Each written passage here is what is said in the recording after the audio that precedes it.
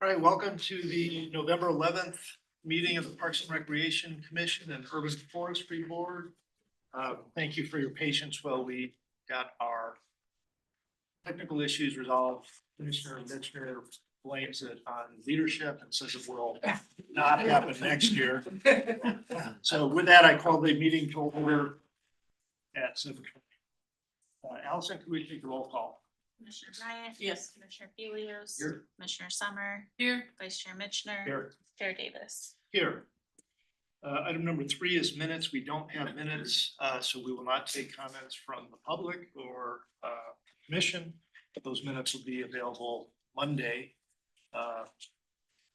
So that the minutes we don't have are the October 29th, I believe. And so those will be distributed and available for comment on Monday. Next is oral communications from the public. Anyone in attendance that would like to provide public comment on an item that's not on the agenda is welcome to do so. Please fill out a blue card and leave it on the counter by the podium. There'll be a 3-minute time limit, and we will start with folks joining us online. Is there anybody online that wishes to speak on an item that is not on the agenda? No. No hands are up. Anybody in the room wish to address the commission on an item that is not on the agenda? All right, hearing none, we'll move on to item 5.1. For this, we'll get the staff presentation and commissioners will ask questions.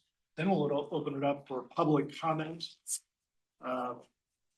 Then commissioners will comment and discuss. This item will call for a motion. The recommendation is to approve the completion of the environmental clearance permitting and plans for the Sailing Lake Habitat Island. So with that, we will take the staff presentation. Thank you, Commissioner.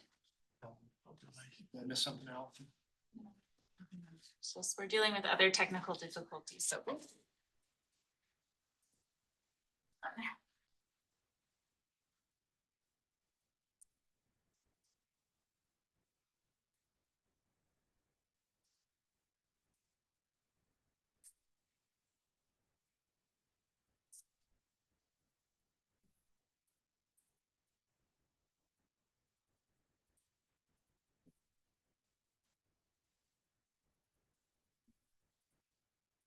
Good evening. My name is Raymond Wong. I'm the watershed manager here at the City of Mountain View.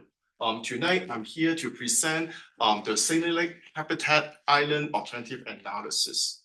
In this presentation, we are going to introduce the project, talk about the alternative that we are being evaluated, and also to discuss our recommendations for the project. This project is a part of the Shoreline Park Water Control Structure Improvement Project 2344.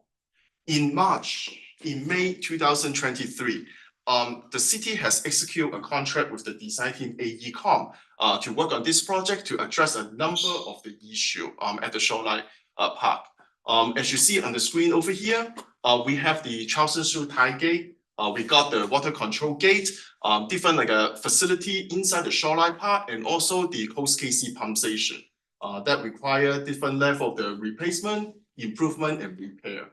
And this project also include the Sailing Lake Habitat Island, which is the focus of this discussion here tonight. And you can see at the lower right of the photo with a blue highlight. Sailing Lake Habitat Island is located inside the Sailing Lake. If you see on this figure over here, you can see on the right side, that is an aerial image of the Sailing Lake, and you can see the triangular land feature in the middle of the island, or like a cover towards the west of the lake is the island. For the location reference, you can see where is the shoreline boathouse. The lake in here has been built in the 1980s as part of the closed landfill project, and since its construction, it has an erosion over time. If you look at the lower left of this photo, you can see an overlay of the aerial image showing what is the approximate footprint in 1991, which is around 0.18 acres. And also see the the latest a mapping over here in 2023, which is 0.11 acre.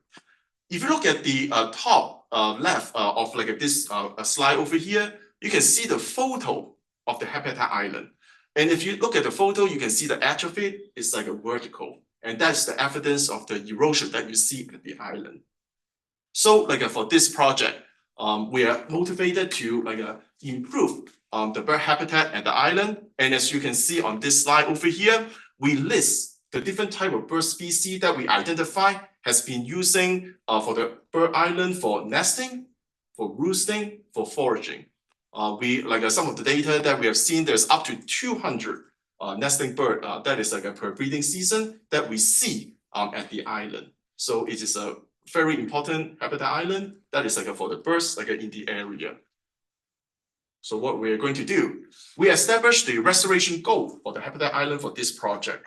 We are focusing on the form and the function. So we have two major goals. We try to restore the habitat island, the form of it, the size of it, the erosion protection, the access to the maintenance. We also want to address the function of the habitat island to provide enhance the nesting habitat. So as you can see in here, we talk about some of the feature to improving the access to the ground slope to provide nesting substrate, non-invasive species management, and also the human interaction. So based on those goals and objectives, we have identified two options and evaluated in this project. We also actually look into what we so-called the do nothing option, basically really do nothing.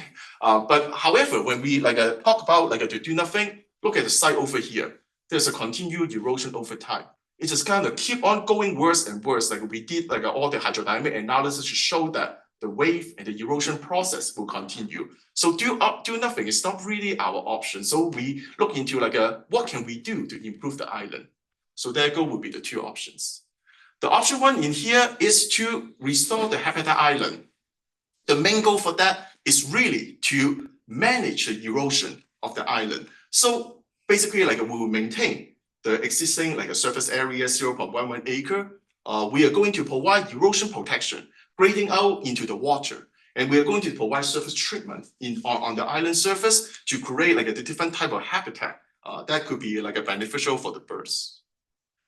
We also have the option 2 here, which we expand the island to restore it to what we have seen from the 1991 data that has shown about 0.18 acre. And then with the slope and the grading, there's a 0.28 acre of the area above the water.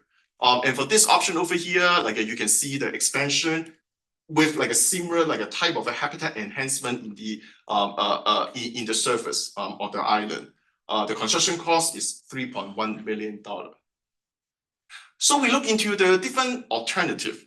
We're looking into the evaluation. We're looking at it from the engineering standpoint, how difficult, how easy for us to construct. We're looking at the environmental, the benefit to the habitat. We're looking at the regulatory constraint because we are actually filling into the water body and creating some temporary construction impact. We're also looking at the recreational value because the lake is well used by recreational user. So looking at that, we look at the different scoring, for the different sub-criteria, and we come up with a scoring system over here. And what come up would be is the alternative 2 is our preferred option based on the scoring criteria here. On top of it, we're also looking into the barrier improvement. So we try to look into ways that we can able to manage lake user access to the island. So we look at 3 options over here. A and B essentially is putting some sort of a folding system so that we can able to create a perimeter control. And alternative C is to provide drill wooden pier, kind of wrapping around the island, so provide a kind of an anchor so that you can able to connect the flow system again to provide the perimeter control. So we also list the cost for the various options here. We have a similar evaluation look at here, for different alternative, from the aesthetic, maintenance, and effectiveness. We end up kind of proposing and recommending alternative C, for the pile system.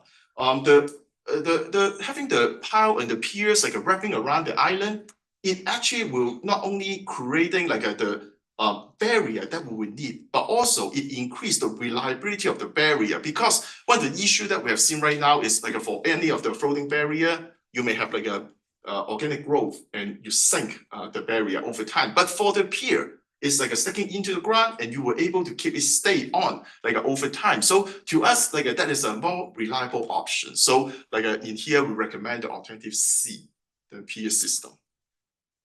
So this is our staff recommendation. With like the approval of here from the PLC, like we do want to like move ahead to complete the environmental clearance permitting plans and spec to basically get the project ready to restore the habitat island. With the alternative number 2 to expand the island to restore the historical size and also the alternative C of the barrier improvement so that we have like the pier system as a barrier control. The total construction cost is $3.35 million. This is like a kind of a general schematic to show the next step. So tonight we are here at the PLC meeting, and once we like kind of have that and be able to like get the approval, we will bring the project to the city council. And then after that, we will start the environmental clearance and so the preliminary design. And depending on the type of document we need for the secret clearance, we may need to bring it back to the council. After that, we launch into the permitting, engineering design, and then bring it back to the city council for approval of the construction. And then we'll be able to implement, to construct and restore and monitor our habitat island. So that concludes my presentation in here and open the floor to like a question, comment. Thank you very much. Thank you, Dr. Wong. We'll now take commissioner questions. Would you like to start? I'll start with one, and I apologize for not being a wildlife biologist and knowing these things. And I think you might have answered it in the written ones, but I had not seen those. So what happens to the birds? I mean, do they just pack up their suitcase and go for a while? Yeah. And hope that they come back, or can we, so the public knows exactly what your anticipation would be Sure. in regards to the birds during construction? Sure, absolutely. So first of all, we have no control of the bird. We cannot just put a sign saying that coming back. But however, like we plan for the project to be constructed during what's so-called the non-nesting season. Because between the February and September every year, that is the productive part of the year. The birds will come to the island and nesting and utilize the island. And like based on the data that we have seen, we noticed that like after the September, when the bird nesting season ends, usually you don't have as much birds like kind of utilizing the island. So we take advantage of that opportunity, being like from the September to the next end of January, February timeframe, which is a non-nesting season. So we can able to go there to do the good work, to improve and restore the island. And then in anticipation of the next nesting season for the birds to come back. So we try to like time our construction based on the natural cycle of utilizing like the island, like from the bird standpoint to the best we could. And that is like our plan, like from the management standpoint, to how to like commingle with like the bird use like for the island that will work for our construction. Thank you. So can you describe sort of the difference in protection level between alternatives B and C? Yeah. You know, on the scale, it's 4 points versus 5 points. But I mean, is it really that close? Can you, I mean, which has larger barriers? I mean, I just want to keep, you know, kids on boats away from jumping on. So can you describe the difference between those two? Sure. So for those two, like a barrier for the B and C, the mechanism is just a little bit different. So for the alternative B, what you have is you have float. Each of the float may be 3 to 6 feet apart. And then you have like the float installing through a chain, wrapping around the entire island. And then after you're wrapping around the entire island, they will have like a cable or anchoring system to anchor into like the water body, like maybe the bottom of the lake. And then you have the system wrapping around it and you like be able to provide the protection. And also like a whole like the barrier from moving around and whatnot.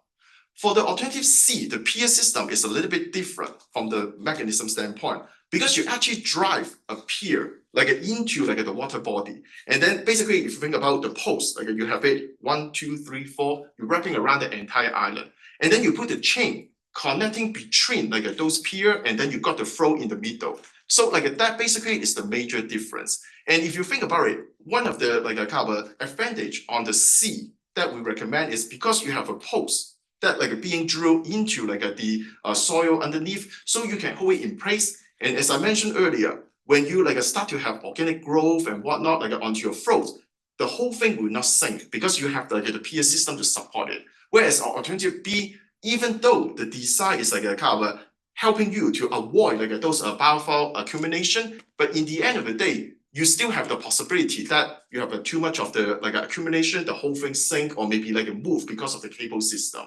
So that stability is like one of the kind of main difference between the B and the C. So I mean, but like, what's the gap between buoys or whatever they're, I mean, Right. to prevent boats? I mean, I just wanna make sure that it's a tight enough gap in both scenarios. Absolutely. So like the gap is customizable at this point. But one consideration we have if we like do move for alternative B specifically is to look at like the wave function, because like one of the main thing is like we try to keep it stable. If you like have all the piers like too far away, then you may not be able to like have enough force to hold like the cable stable and they may swing and whatnot. And if you make it too close, the other side of the problem is we also need to provide some kind of access like for the maintenance to able to get in. So to strike that balance, like in the current like a preliminary design, we set around like 50 to 100 feet to like each of those like a pier around. And if you go out to look at the lake right now, or if you even look at the Google Earth to do the measurement, I think the separation is around 150 feet. So that's kind of a try and true that has been installed over there. But again, during the design, we will look at it like from the physical processing standpoint to see what is the separation that can provide the stability, and then like take into the barrier like a consideration. Maybe we put the float a little bit closer or like a further, depending on like what we can do to minimize like or discourage like people from coming into the island. And how far is the barrier from the island? So that is something, it depends on the final grading, because remember, like what we all talk about is only whatever in the surface, but if you look at one of the like a photo, you actually have a pretty significant prism underneath. So we try to like find an area such that, quite frankly, it's not too deep so that we can able to drive it into distance. So there's something to be determined. I think right now in like what you see out there is close to about 100 feet like out like from the island. But again, this is like depend on the final grading, and that is something we are going to kind of incorporate into the design as we move forward. And then last question, I mean, it's probably small in the grand scheme of things, but in C, you're gonna have a rope that, how often do you have to replace that rope and how much does that cost? And I'm guessing it's small compared in the grand scheme of things, but I'm just curious. Yeah, well, you know, like that actually is something that we need to look into further, because there's like many different type of material we can able to use. But the general idea is like if you have the pier system over there, you could able to like disconnect like a section over there to maintain and clean, and you don't need to like kind of you still maintain the kind of integrity of the entire system. So from that maintenance standpoint, it encourages you to maintain like more frequently. So what that translates into is like maybe a less chance for like the replacement. So that is kind of the trade-off. Okay, thank you. Sure. I had a question about the height of the drilled piers above the water. Yep.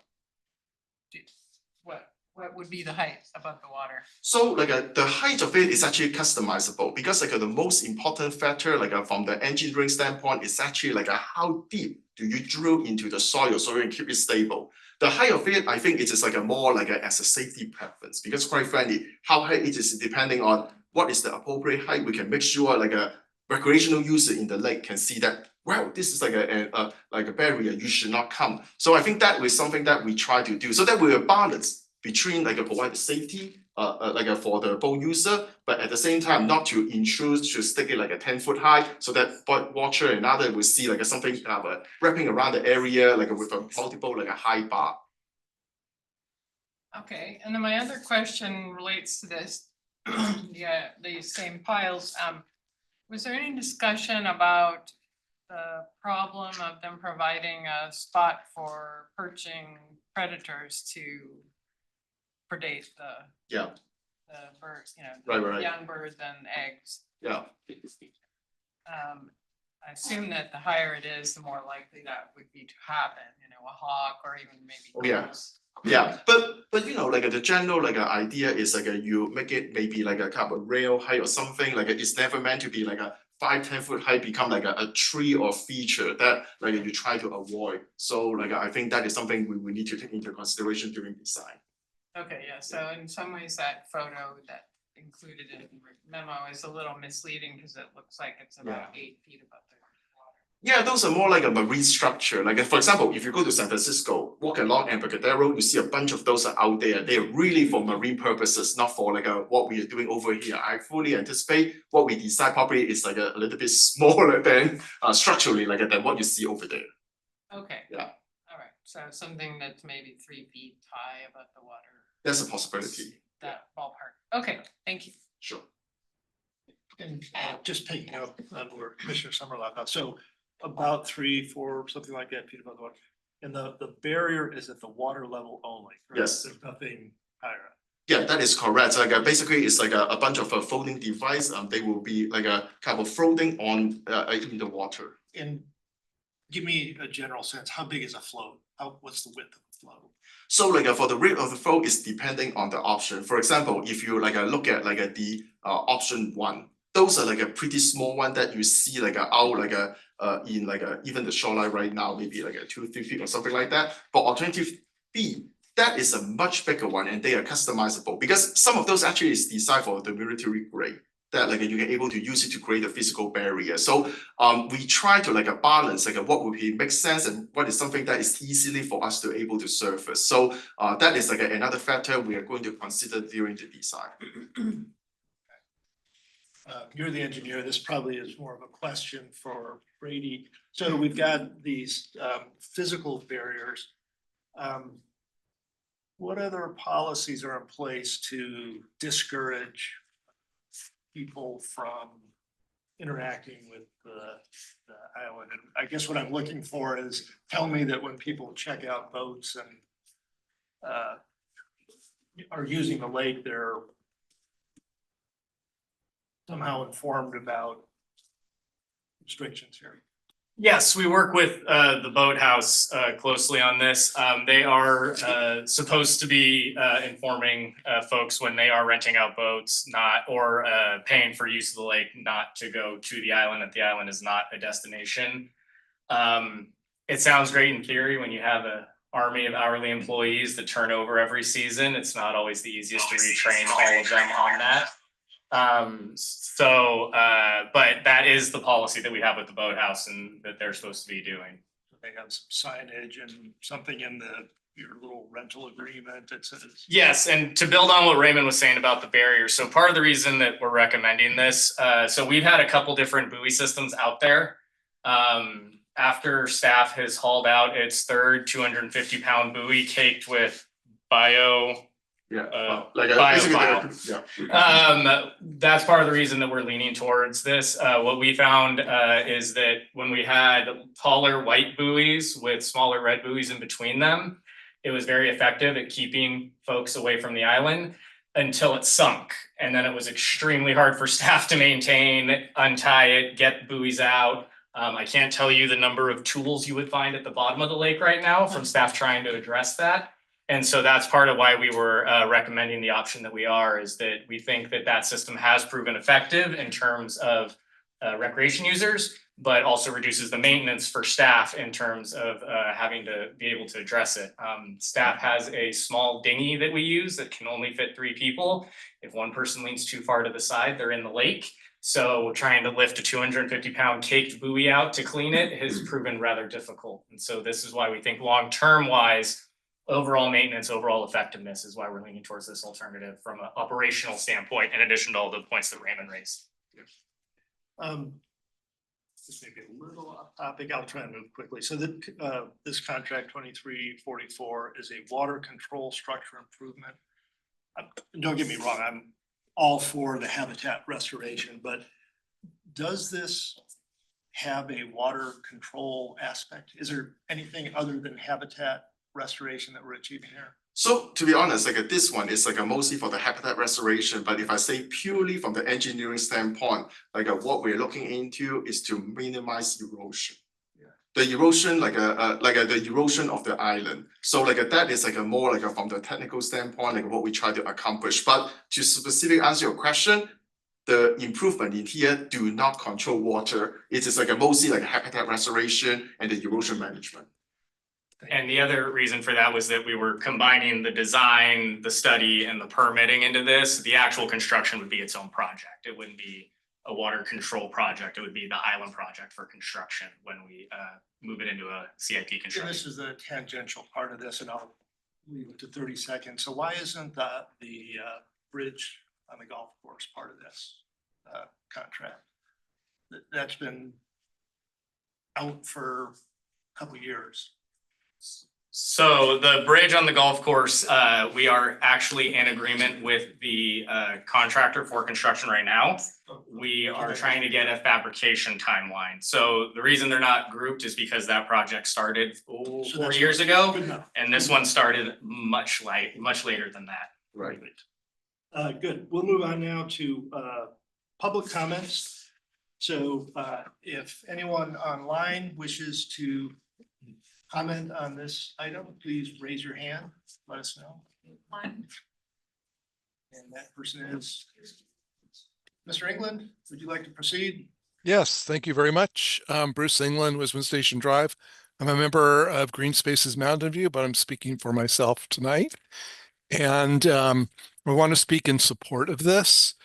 This is important restorative work for that island, and it's going to help with to combat erosion.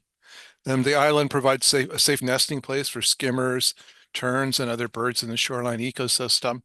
So I look forward to your deliberation, and I assume and hope that you will approve as put together by staff. Thanks for all the work to staff. Bye. Thank you, Mr. England. And we have a second hand. We have Celia. Celia. Hello. Hi, Celia Paymer, and I'm a resident of Mountain View, also a member of Green Spaces, Mountain View MV. And I also want to speak in support of the staff recommendation. One thing that we've been pushing for, and I know many of you commissioners have pushed for, is to view nature and biodiversity as an amenity in itself. And I like that this plan reflects that this is an amenity to our city and it should be maintained and supported. So yes, I want to speak in support of the staff recommendation. Thank you. Thank you, Celia. Any other online comments? No. Okay, we'll turn to the folks in the room. We have Dr. Tracy Faria.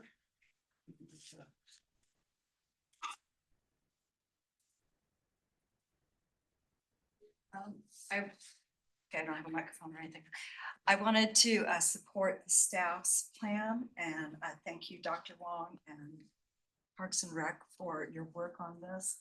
I want to support both alternative 2 and alternative C as suggested. And as Celia was just saying about the wildlife as amenity to the city, I was just down there the other day, not with respect to this, just walking. And there were birders out there looking at the island. Walked one way, there was one birder. I walked the other way, there's another birder. So people are out there enjoying this island, and it is part of Mountain View. That is important. So thank you. Thank you. And Jimmy Kleinhaus, please. Thank you. I'm glad to see this project moving forward, and my name is Shani Kleinhaus. I'm the environmental advocate for the Santa Clara Valley Bird Alliance. We used to be Audubon, now the Bird Alliance. It's difficult to balance the predation and the disturbance, and it's really important to keep people away from the island. It's also important that the infrastructure doesn't. So I'm sure you'll find a solution. I'm just bringing that up because you have to balance the two things. Altogether, that island is a huge resource to our members. People go to Shoreline to enjoy the birds. There are a lot of people and children, schools, everybody goes to Shoreline to see birds. And so I think it's wonderful that you're moving forward with it. Definitely supporting staff recommendation, and I hope to see this happen. And if you haven't seen the black skimmers when they hunt, they're the most amazing birds. They have their beaks and they fly like right with one mandible, one in the water and one above the water. And then they catch things that are kind of stuck in, like on the surface of the water, and little fish. And it's just absolutely amazing. And they don't nest around here other than that. I think the closest other nesting site is Foster City. So Mountain View has something really special, and thank you so much for taking care of it. Thank you for your comment. Anybody else in the room wish to make a public comment? We'll turn it to the commissioners for comment and discussion. And I think in the spirit of kind of moving things along, I'm gonna ask commissioners to just open up with whether you agree with the recommendation or if you have exceptions to that, and then any other comments you have, so. Complete agreement with the staff recommendation with alternative 2 and with regards to the repair, and then alternative C. Commissioner Mitchell? Yeah, I'm also in agreement. I think, you know, even though alternative 2 is more expensive, it's the most robust solution. You know, if we're really serious about protecting this space as a habitat nesting area, then we should invest the incremental money on that. And then on as far as the other, you know, alternatives B and C, B might be a little bit more protective, but if they're really close in the voting on that element, C is significantly less expensive and looks a lot nicer. So I would support 2 and C. Thank you. Commissioner Bryant? Yes, I'm also completely in favor of it. It's it'll be great for the birds, good for the lake. The barrier is the most attractive one besides all the engineering reasons. So this sounds like make everyone happy. So thank you for that. Yeah, I think I'm in agreement with everyone. I totally support alternative 2, and the enlarged island is well worth the extra money, in my opinion. And then the building piles, alternative C, are a completely adequate way to keep people away, and I'm all for reducing the maintenance requirements. My only caveat would be, let's not make them too tall, and I don't know what the exact height, obviously it's gonna take some looking from a distance to figure that out, but would wanna avoid having any kind of perch predators. And I too, am in agree- I mean, if we can't put pickleball carts there, then I'm all for this, but I do agree with the attention to aesthetic. So we absolutely want habitat restoration, but you know, we don't want to turn this thing into a you know, prison compound look. So yeah, I think we're all, what I hear is a consensus, and I would entertain a motion. So I would move to need to read it exactly. Recommend to approve the completion of the environmental clearance permitting and plans and specifications to restore Sailing Lake Habitat Island as part of the Shoreline Park Water Control Structures Improvement Project 2344 with restoration alternative 2, repairing eroded slopes and expanding the island size, and barrier improvement alternative C, the drilled wooden piles. Second. We call for a vote? Commissioner Bryant? Yes. Commissioner Felios? Yes. Commissioner Summer? Yes. Vice Chair Mitchner? Yes. Chair Davis? Yes. Thank you. All right, thanks, everybody. Thank you, Dr. Wong. Thank you, members of the public. We'll now move on to item 5.2, which is the recycled water reservoir and pump station at Charleston Park, project 2340, conceptual design. And this is a call to review and comment, so we won't be taking a vote, but we will be commenting. And with that, we will turn it over to staff for a presentation. Eventually.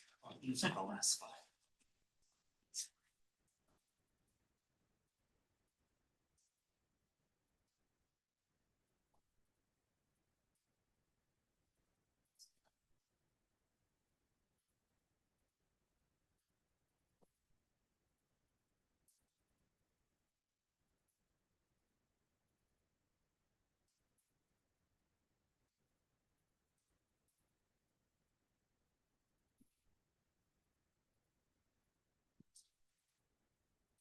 All right, good evening, everyone. My name is Salman Hosseini. I'm an associate civil engineer in the Public Services Division of Public Works.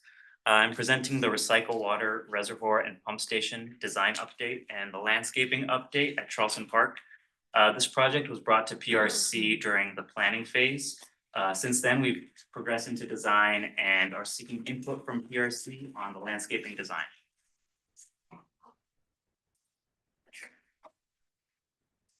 To recap the project background, in March of 2022, an update to the city's recycle water feasibility study was adopted by council, in which the recommendation was to proceed with full build out of the recycle system in North Bayshore and to evaluate future expansion to East Wisman, part of the city, via Middlefield Road.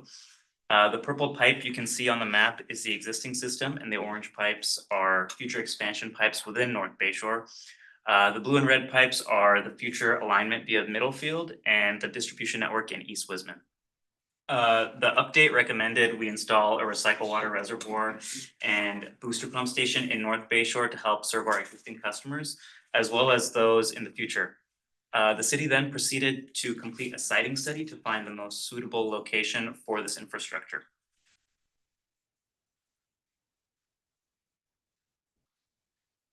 From the recycle water feasibility study update, 3 locations were identified and were included in the siting study. Siting study evaluation for the design and construction of the future recycle water reservoir and pump station at Site A, Charleston Park, Site B, Terminal Boulevard, and Site C, which is the future Joaquin Neighborhood Park. At the January 28th, 2025 City Council meeting, City Council approved Charleston Park as the site for this infrastructure and authorized staff to move forward with design for a pump station and a fully buried reservoir. Now, just to give a lay of the land, Charleston Park is in North Bayshore, adjacent to Amphitheater Parkway, sandwiched between 2 Google buildings, the Googleplex to the west and the Gradient Canopy to the east. So as we talk about Charleston Park, I'll briefly mention the land use in the area as shown in this image. Charleston Park City Parkland is outlined by the yellow boundary, while the Googleplex lease area is owned, which is owned by the city, is outlined in red, and the project limits are outlined in green. The purple shapes represent the future reservoir and pump station. And as presented in the last PRC meeting, the existing water feature will be removed due to operation and maintenance costs. So the project is proposing to redesign the park as part of its removal. So as you can see, the project footprint is still within the yellow Charleston Park boundary. However, we will be utilizing some of the Google's leased land area as part of this project. This location was preferred by city staff as it minimizes visual impact and allows for easy maintenance access off of Amphitheater Parkway, as you can see. Staff is continuously coordinating with Google regarding this effort. So one of the key environmental considerations that has affected the design of this project is the burrowing owl habitat overlay zone, referred to as the HOZ. The figure here shows the various areas in North Bayshore that are part of the HOZ. The burrowing owl HOZ is the red band that you can see is buffered from the edge of Shoreline Park and includes the portion of Charleston Park where this project is located, which is circled in red. Both the North Bayshore Precise Plan and the Shoreline Wildlife Management Plan have restrictions upon new structures, which can only be 4 feet above existing grade within the HOZ to avoid perching for predatory birds and to preserve suitable foraging conditions. And another requirement that influenced the design was not having a net increase in impervious surface area within the HOZ, which I'll touch on in another slide. The reservoir and pump station will incorporate the existing topography of the area to comply with the height limitation, and while minimizing impacts to follow the requirements set forth. So now that we've kind of established the use area and its requirements, I'll move on to briefly touch upon the reservoir and pump station design. So as you can see, the pump station is located in the northwest. It's a little difficult to see, but it's in the northwest of the image in the top left corner. The existing terrain in this location is sloped, with the top of the hill to the west. So due to the HOZ requirements as previously mentioned, the pump station will use this topography to its advantage and blend into the existing hillside. The proposed design of the pump station is kind of like a basement with the pumps housed in a lower level. And staff accessing the pumps with stairs as shown in the section views on the right. There will be electrical equipment above grade, which will be accessible. And the views on the right showcase this design with the back of the building showing a maximum of a 4-foot height. And a small retaining wall will have to be built on the west side of the building with this design due to the topography that I mentioned. So now I'll start talking about the park improvements. So on the left, we have the overall illustrative conceptual layout of the proposed park redesign, and on the right is an enlargement of the plaza. I'll talk further in detail a little bit about each component in later slides, including landscape features and trees, but this image provides a comprehensive overview of the proposed improvements and the extent of the project. The park redesign features a central plaza as shown in the enlargement to the right. In place of the existing water feature with ADA pathways to main access points. And the plaza will feature seating, trees, and decorative pavers. The intent of this layout is to refresh the landscaping with aesthetic mounds, new native plantings, and lighting, which I'll talk about in later slides.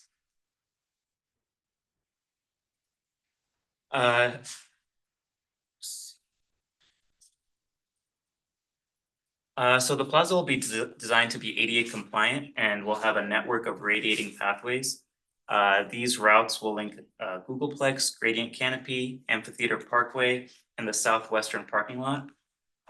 This layout also maintains a direct pathway between Googleplex and Gradient Canopy for Google employees.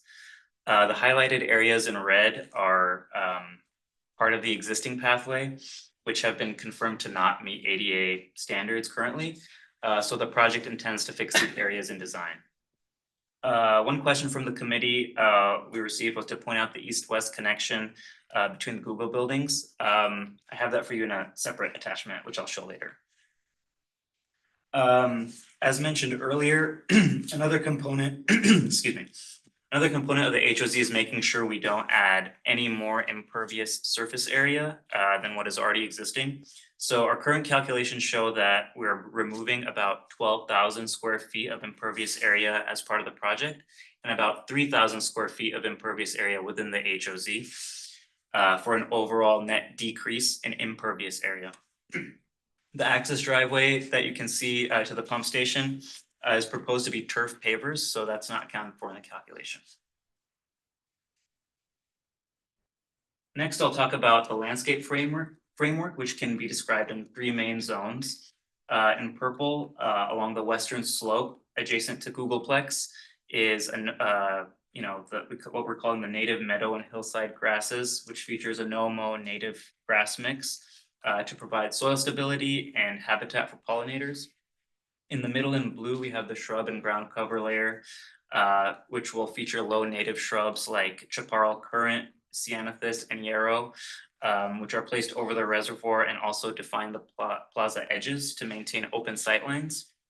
And lastly, along the eastern edge, green, we just have drought tolerant fescue turf, which will support informal play and gatherings along Joaquin Road.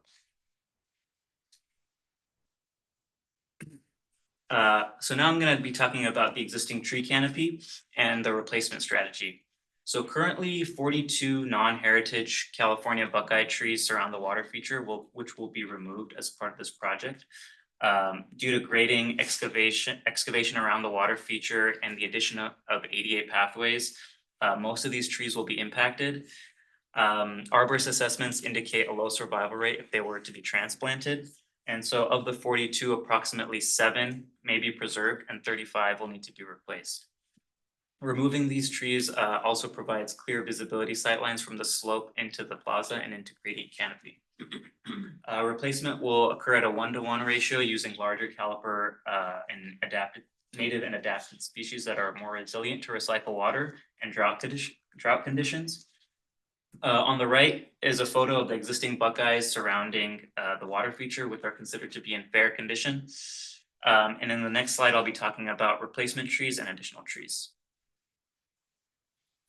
So as I mentioned, while we're mitigating the 35 Buckeyes at a 1-to-1 ratio, the conceptual canopy plans to add 64 additional trees throughout Charleston Park, which increases the overall shade and biodiversity for a total of 99 new trees. The green, light green and yellow trees shown on the planting plan on the screen are all new trees, and the black and white trees in the legend represent the 35 Buckeyes to be replaced. So as you can see, no new trees are added within the HOZ due to the height restriction I mentioned earlier. And trees are concentrated along turf edges and pathways to provide shade while keeping central areas open for recreation.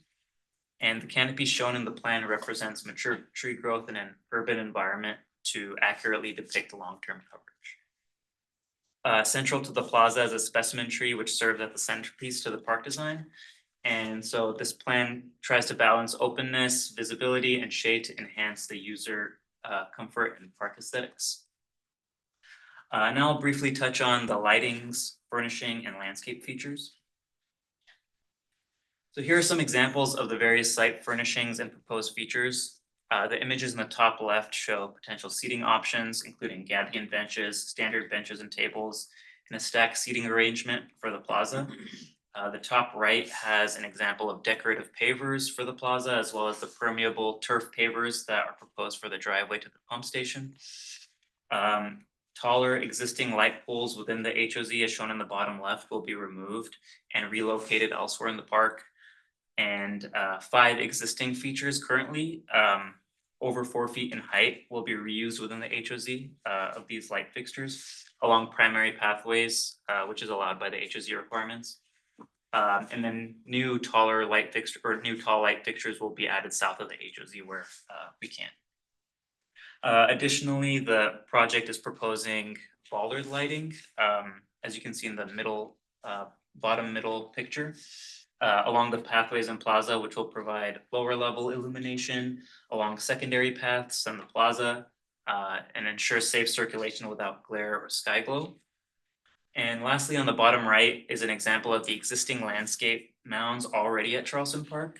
The proposed mounds as part of the planting plan will match this aesthetic with trees and native plantings. And so now I'll just move on to some of the conceptual renderings of the proposed improvements I just shared. So here's an aerial overview of the entire park, including the plaza, tree canopy, native plantings, and pathways. You can see the pump station in the top right, along with the retaining wall, and the buried reservoir will be located to the right of the screen within the grass area. Here's some additional renderings. I've included the plan view and the point of reference adjacent to each image for your reference. The top left is a close-up of the plaza looking northwest towards Amphitheater Parkway. The top right is the opposite view, looking southeast from Amphitheater Parkway towards the plaza, which shows the turf paver driveway and the pump station on the right. The bottom left image is the view walking from gradient canopy towards the plaza.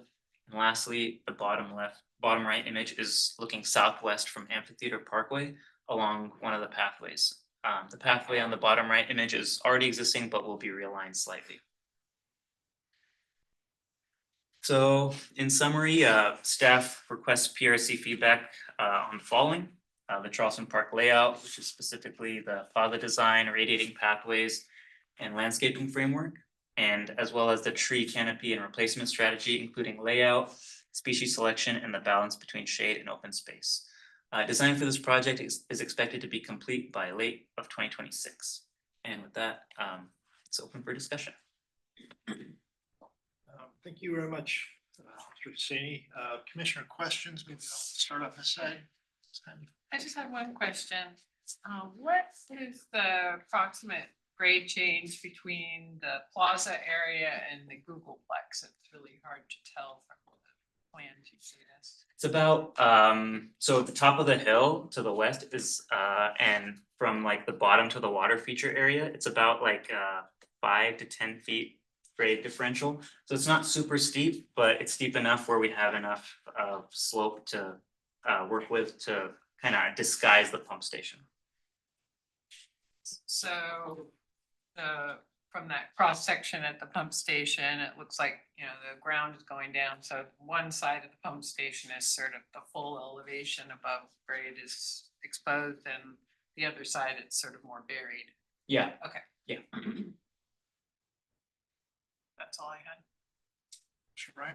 Yes, thank you. So just, you kind of have, the ginkgo seems to be a feature in your plans, but the other trees, you have not yet decided how many of one kind, how many of another kind. that's correct. Okay, thank you. That's it.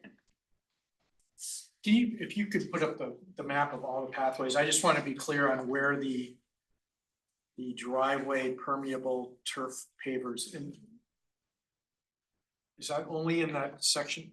So if you can see on the top left of the image, that little loop that Yes. you see, Yeah. that will all be permeable turf pavers. So staff will have access to drive onto the driveway from Amphitheater Parkway, create a kind of loop around and then exit from a different egress back onto Amphitheater Parkway. So they don't have to back up.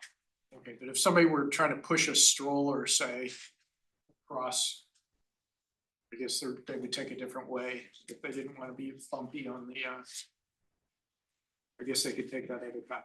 Okay. Yeah, so the turf pavers will, you know, grow over time. So it'll ultimately, I think, you know, from what I understand, it's gonna look like grass after it's fully grown. So, and then the ingress and egress on Amphitheater Parkway will be restricted with bollard access, so only staff vehicles can access when they need to. And so when the driveway is kind of overgrown, people won't really know it's. So if somebody wanted to go south to north, they would either take that far left path, which has the ADA stuff you're gonna fix, Right. presumably, or they would go to a more easternly pathway or something like that. Right. Yeah, Commissioner, one of the other reasons we're okay with disrupting the pathway sort of in that upper corner. That's where we have the least foot traffic. If you go down that way on Amphitheater, you basically hit Google garages and driveways. There's not a whole lot that way. Most of the foot traffic is coming from Lot C in the Amphitheater in the northeast corner, and then or coming between the buildings. And so that area actually gets minimal foot traffic compared to the rest of the park. And so that's why we're more okay with making that a maintenance area and maintenance access as the priority versus pedestrian access. Okay, and then maybe I missed it, you know, I guess there's discussions with Google that they want a clear way to get across. Where were you thinking that might? So I can pull that up, but I have to, there has to be some technical. Well, I can have it on a USB so I can plug it Or into you your can just computer. go up to the screen and point at it, I mean, that's. Oh, I can do that too, yeah. If you want to see that. If you can correct me if I miss anything. Maybe Leave if it you open can there. describe what you're pointing in case Sure, yeah. people online follow. So I'll just talk about it in the frame of reference of the plaza. So Google is suggesting that they have a separate bike pathway that extends from Googleplex and crosses north over the plaza and into this access point to Gradient Canopy. So that would be a separate bicycle pathway. And then they're also proposing an additional dedicated pedestrian pathway that extends from the same point that crosses under the plaza more directly to Gradient Canopy. And I believe there is a secondary pathway that also extends from here. I think it's further south. Yeah, further south towards, I think it connects with this pathway here. So they're, instead of, you know, the primary direct access that we have that we're showing here is just, you know, this kind of like S curve through the plaza. They have, just in summary, what they want, one bicycle pathway like this and another pedestrian pathway like this for direct access. Okay, I mean, and how would that mess with your landscaping and stuff like that? Yeah, so I think as mentioned in the memo, we haven't coordinated this. We got these comments kind of late, so we haven't really evaluated how it would impact the entirety of the landscaping. But we can work with however you know we decide to frame the discussion moving forward with them. Thanks. That's just a follow-up question, just on this specific. Yes. So what does a dedicated pathway mean? Google wants it, but can other people use it or? Well, Badge. I don't know. so by dedicated, I meant dedicate, like if they want a dedicated bicycle pathway, I think it means that they only want bicycles, like a Okay. bicycle path, right? Right. It's still a city public park, you know, anybody can access it. This is just, you know, Google is the primary user of the park as they have a lot of foot traffic in between the buildings. But yeah, dedicated doesn't mean only for them. And the same goes for the pedestrian walkway, Correct. just so it's shorter. rather Correct. than- Okay, thank you. Perhaps a better way is to say it's designated, it's Sure. designated different types So of. there'll be use. no bikes, they will use no bikes on any of the other pathways.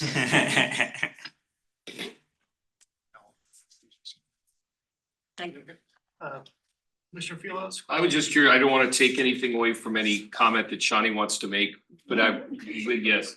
But I did get your letter, I think all of us got your letter, and I know that there was a commissioner that also asked with regards to, thank you, Mr. Bryant, with regards to the palette, the planting palette being commensurate with the North Bay Shore precise plan, or really not. Or being deviant from it, I guess is the word I'd say. And just, can you comment on with regards to it on do they mesh or do they not mesh? And if they don't mesh, why don't they mesh since we have the North Bay Shore plan in place already? Yeah, so in general, you know, we tried to frame the landscaping design as tried to make it as cohesive as possible with what's there, what's already existing, as well as, you know, keep in consideration what the renovations on the south side of the park you know, completed in 2021. So in general, the plantings that were proposed are sort of match with the intent of the North Bay Shore precise plan palette, but they don't necessarily align exactly. There are some non-native species proposed in the conceptual planting plan that we shared with PRC. But in general, you know, the intent, you know, to provide biodiversity and shade and canopy cover, we think the conceptual planting plan that we shared kind of matches that. And again, this is the conceptual stage. We're still open for feedback and can change. Another thing that I would like to add, just from, you know, rewatching the last PRC meeting, is that I think there was some discussion about the existing oak trees there and, you know, how it might not be the best species for the new plantings. And so I kind of wanted to just put that out there in the sense that the way that the new planting plan shows, it doesn't necessarily, I know that, you know, oaks are very central to the North Bay Shore precise plant palette. And so that might be one of the reasons why it was considered optional here based on the previous direction. Thank you. Yeah, thanks for the presentation. I guess I've been trying to appreciate, you know, who's the real user here. I think, you know, I spoke with Director Marchand, you know, my assumption is this is the vast majority is Google foot traffic. And John said, yeah, but there's some weekend use people. Do you have any description of use, who's using it and how they're using it? And Well, I would agree with the general consensus that you would probably discuss with John. I would say it's primarily Google. There is public parking in the southwestern parking lot that that one of the pathways ties into. isn't the escalator down? No, that's lot C. What you're thinking of, which is off the screen here to the north. What I'm talking about is maybe to the bottom left. Yeah, bottom left of the screen, kind of where you see that text box there. There's a parking lot there, which is tied into the Googleplex building. There are some spaces there designated for visitors. So, you know, that's where they can park if it's not at Lot C. But in general, I would agree that it's mostly Google. And just trying to understand, you know, where this came from, who designed it. So how, describe what level of input Google has had so far? They've been a partner in designing this. Have you given it to them and they're giving you comments? Is this a city design? Has a contractor that designed this? Yeah, so this is a city design, so what we've shared so far has all been, you know, this is part of the capital improvement project with the city to expand the recycled water system, as I had shared earlier. And so part of that project is, you know, we hired a design consultant to obviously do the reservoir and pump station, but then we incorporated landscape architecture for the park into that contract. So everything that you've seen here has been prepared by our design consultant, Wood Rogers. We have had, so in terms of how we've communicated with Google thus far, we've had like maybe 2 or 3 coordination meetings with them.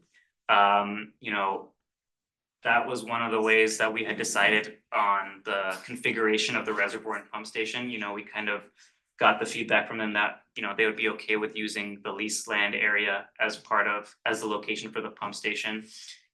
They didn't want the reservoir so close to the central of the park, which is, you know, why we kind of, not why, but it was part of the reason we shifted it more to the north, so now it's fully buried. So, you know, we've been in constant communication with them. We've had a couple meetings here and there, and, you know, as you can see from the memo, you know, they provided feedback upon this latest iteration, which is how they came up with those additional pathway alignments. And I think I saw something else about amphitheater seating or a potential interest in that. How would that factor into a design here? Well, Too hard to say. yeah, we haven't really thought about it that far, but in general, you know, it would probably fit somewhere into the plaza. Or, you know, we would have to reconfigure some things to make that work. You know, we haven't really said yes or no to them at this point. Or had any further discussion about it other than what they've commented. Okay, fine, more in comments, but before that, we'll. Yeah, ask please. A lot of questions. Let's go ahead. I was curious about the grass pavers. I can't remember the exact term. Sure. Those will have to be irrigated, right? Or what's the idea about irrigation here? Yeah, so right now Charleston Park is irrigated with recycled water. In terms, I'm not 100% familiar with the how turf pavers are irrigated. I think they do John, I think you might. It would fall under the same irrigation as the rest of the park. It would just be. I just don't know sprinklers. directly if they have to be irrigated. I irrigate them, and they'd just be in line. We wouldn't like cut them out of with sprinkler coverage or anything, All right, so, okay. yeah. Thanks. Okay, turn it over to public comments. Do we have anyone online that would like to comment on this topic? We have Bruce England. Mr. England, please. Hi, proceed. everybody. Yeah, good evening again. Bruce England on Wisman Station Drive. These plans sound really good to me, so I want to speak in support of it. Not only am I highly in favor of using recycled water where we can, but addressing the new neighborhoods that we anticipate in North Bay Shore, East Wisman, and also the NASA areas. The staff report describes sounds really great, and it's going to make those communities, those parts of Mountain View, even more sustainable. And also the design ideas for Charleston Park look really good to me too. So all in all, I'm just really happy with what's been presented to you tonight. So my support. Thank you. Thanks, Bruce. Anybody else online? We also have Celia. Celia, the floor is yours. Hi, Celia Paymer again, resident of Mountain View. I agree with Shawnee's letter, which I hear you all read. I would just say that it would be kind of in opposition to our upcoming biodiversity and urban forest master plan, to be removing natives to replace with non-natives. I don't think the pictures of the buckeyes really do them justice, as they're taken at a time of year when they have dropped their leaves, and they don't do it in quite so colorful a way quite often, but they're still a native tree that supports local wildlife. And especially in this location near to shoreline, I would hope that we would be planting those native trees. I heard it brought up that they were worried about the salinity of the water, but my understanding is, there's a whole new water recycling treatment plant being built specifically so that the salinity is decreased so that trees can be planted to use that recycled water, and that we could use native trees for that. Yeah, so I would like our planting palette to be in line with both the North Bay Shore Master Plan as well as the Biodiversity and Urban Forest Plan that we already have drafts of. All right, thank you. Thank you, Celia. So with that, we will turn to folks in the room. Presumably have some comments. Nick Limehouse with Santa Clara Valley Bird Alliance again. I'm on Parks and Rec in our neighbor city here. And the Parks and Rec had to review the planting plant for the recycling plant that is gonna provide water for that. Guess what they're using? The North Bay Shore Precise Plan planting list, and they're using recycled water. It seems pretty absurd to me that Google you have a living lab over there in North Bay Shore. For 10 years, Google has been replacing everything with natives, native shrubs, native grasses, native trees. And here, right in between the two buildings, some other kind of, I don't even know how this came about. And I think it's because of that gap that was created when the biologist was not here. I think that you have a biologist and stuff, this plan would not move forward as is, and definitely not highlight a ginkgo tree of all things. That's like the antithesis of any biodiversity. In China, yeah, they got things eating it, but here, not really. And I can't help it, because you have my letter and you really need to redesign, what is used there. But I have it, as someone who's on Parks Commission, I want to say something else. I know this park well. People play games there, all kind of pickup games. You go throw frisbee, they play ball, they do all kinds of stuff. On the 4th of July, the whole park is full of people sitting there to see. I don't see them accommodated here. I don't think it accommodates people who want to walk around. Yes, there are other places there to do it, and it's very nice for that. But when I think about what does it look like at night with all these radiating, the plaza and all these radiating pathways, and they're all gonna be lit with whatever lights, whether they're just small or big, it seems to me that it's all being fragmented and not really very useful. As somebody who wants to go and play ball or watch the fireworks. So I don't know how you might want to deal with that. And maybe it's not my place to bring it, but I can't help myself as Parks Commissioner or somewhere else. The other thing I want to say is about the mitigation of the trees.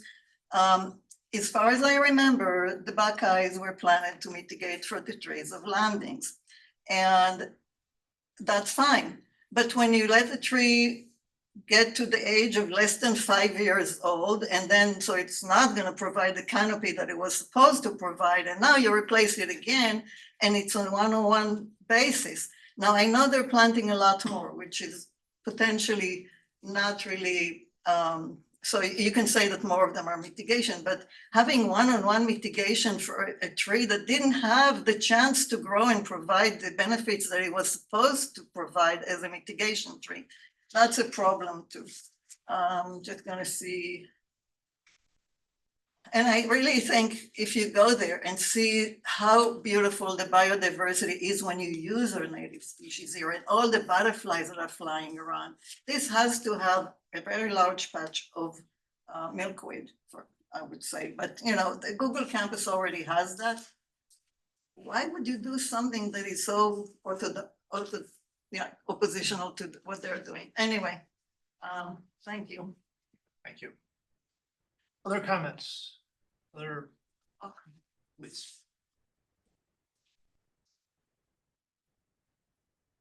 I am a user of that park. We go there and picnic. We ride our bikes there.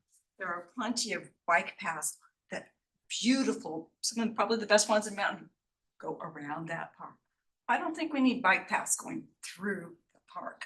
One of the problems with Shoreline is that walking along, there's bikes. You have to be careful, don't get ran over. We don't need more bike paths going through. There's a nice bike path all the way around. I hate the radiating sign, I'm sorry. It splits everything up. Why are we doing that? And maybe, so I think if I understood correct, so you're removing the concretes of the fountain and you're counting that as what's being removed versus what's being put in. I don't think we should be dissecting it all up with paths.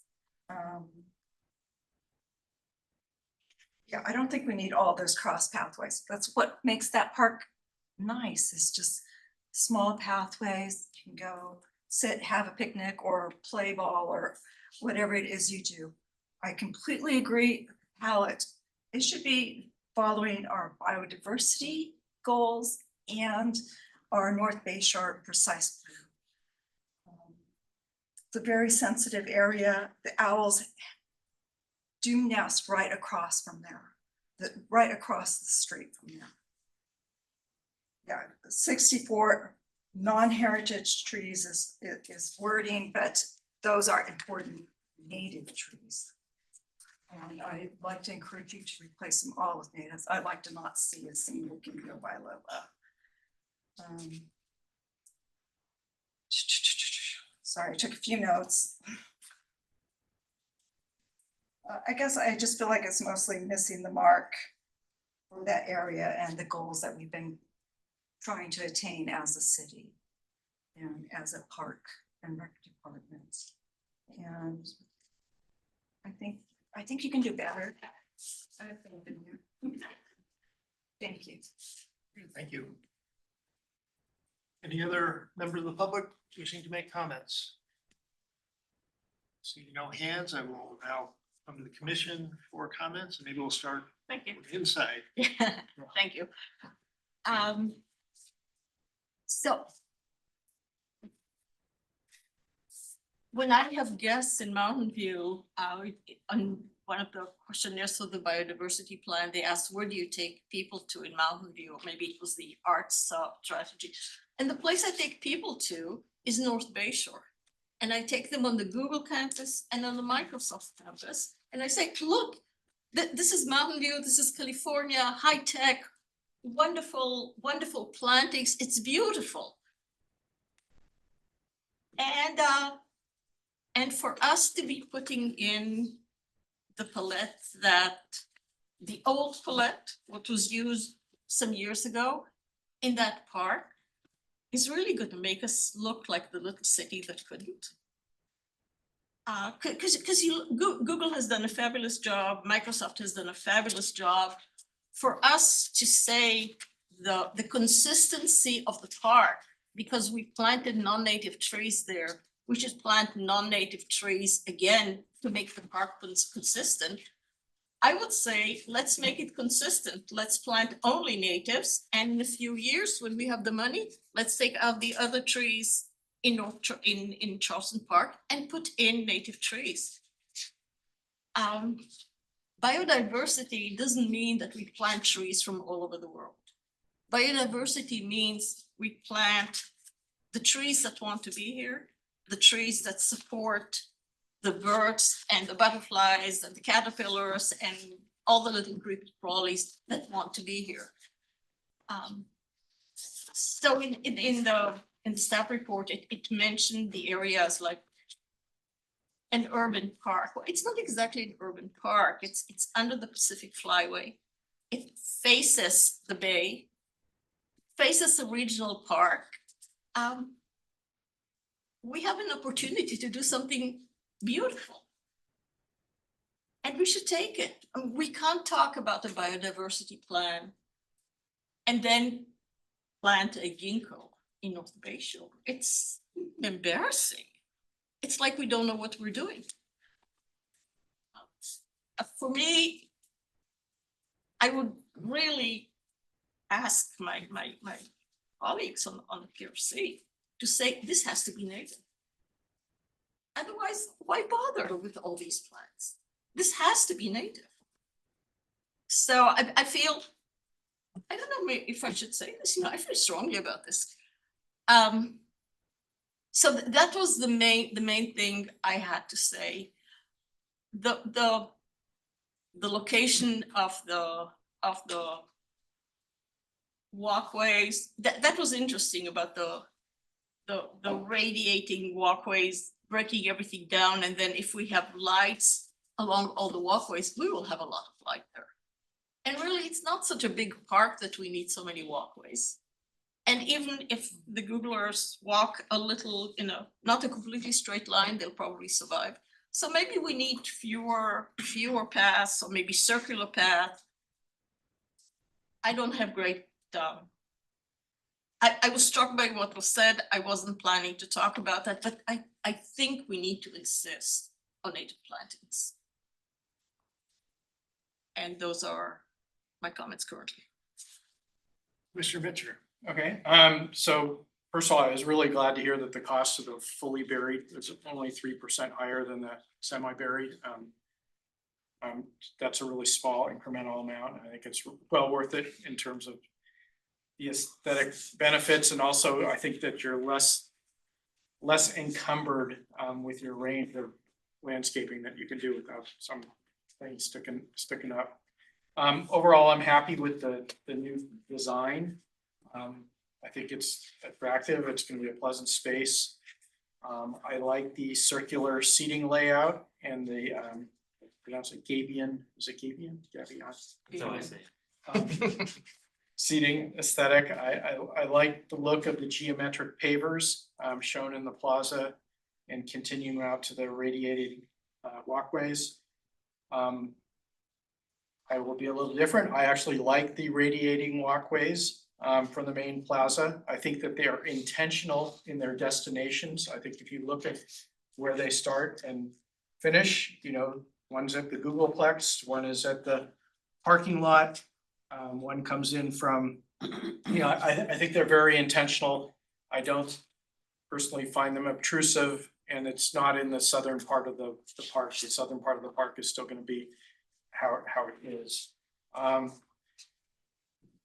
I also think that they're going to be curved and shaded, and I think that'll look nice. One thing that I wasn't sure about is the transition in going from the geometric pavers to the concrete pathway along the radiated pathways. I just not sure what that transition will look like. I'm fine with the 3 different landscape zones, the way they blend together and the reasoning behind their selection. I think that I'll like the way the slope between the plaza area and the public parking and Googleplex is addressed through the sculpted landscaping mounds and the ascending contours. But it's a little hard to envision it, but I think that you've addressed that well. I like the intentional choice of the grasses for the western sloped zone. In terms of the planting palette, I would agree. I would like to see as many natives as possible. I would like a much more significant showcase central tree than a ginkgo, but I'm hoping that these are sort of placeholders and can get adjusted. And then I was the one who submitted the question. The marine strawberry trees, I mean, we got one in our backyard and they can be really messy. I wouldn't put any, I'm glad ours is over the lawn, and even then some mush every time you step on one of those things.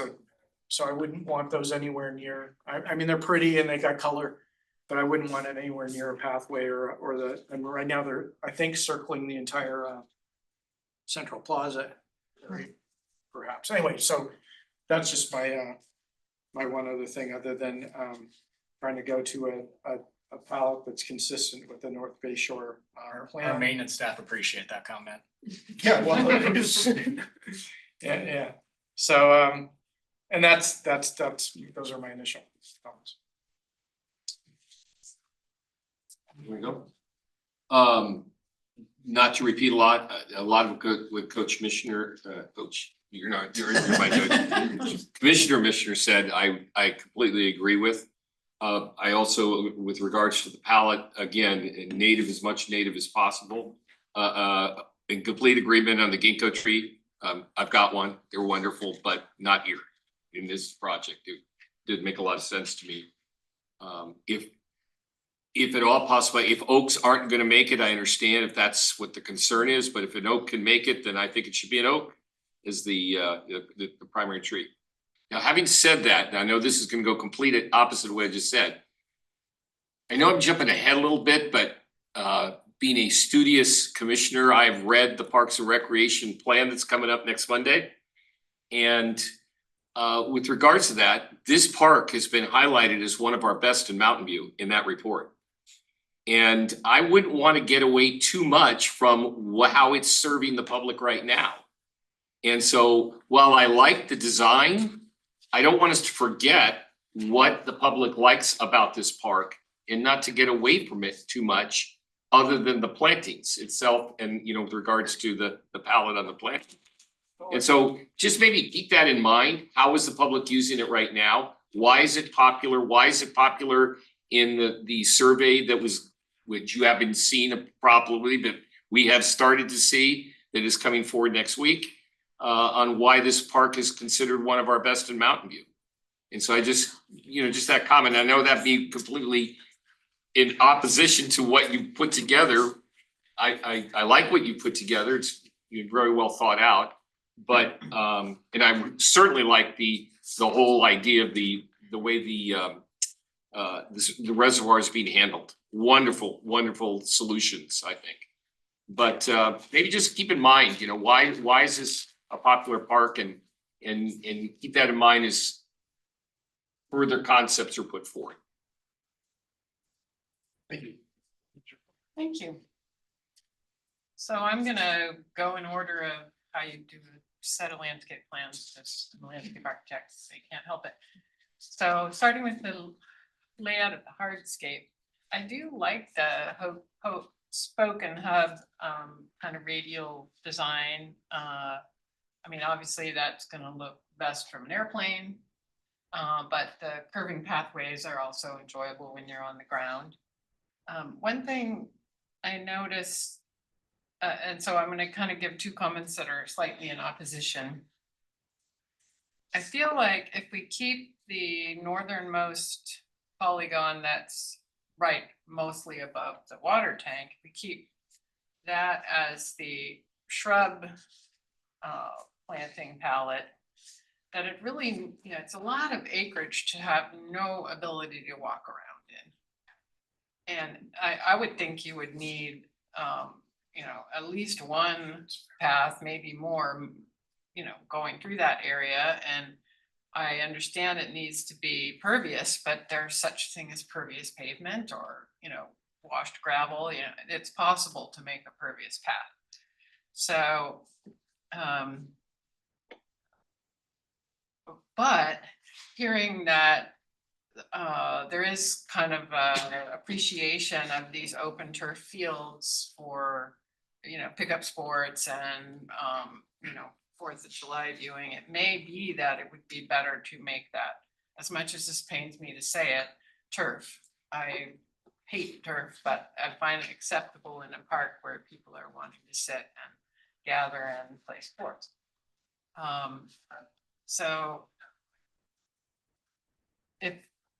if we were going to extend a path through it, there's those well, they're dark, the two darkest paths, I would extend that through that area, but if it were turf, it wouldn't need a pathway, you can walk on turf. So one way or the other, I would like to make that area accessible and usable rather than something that you're just looking at from pretty far away. So then moving to the grading. The existing mounds that were shown are not shaped like what this plan shows. I hate to say this, but what this plan shows look like buried camels. And I spent a lot of time doing grading plans that didn't, for berms that didn't look like buried camels, and they are ridiculous when you do that.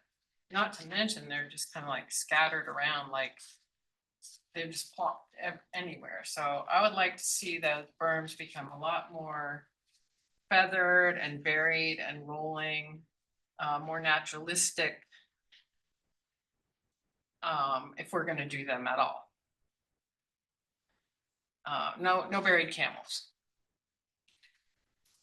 Then, and moving on to, so it's hard to tell, the overall grade change, because there isn't really any topography shown in these plans. I asked the question about that, so it's 10 feet higher on one side, you remember when you walk down the current waterfall, there's a pretty big drop. So it's a little hard to figure out how that all comes together with the berms, but I think it could, they need to be more linear. And so then, that said, I'm assuming that the tank, the ground over the tank is really not that much soil there.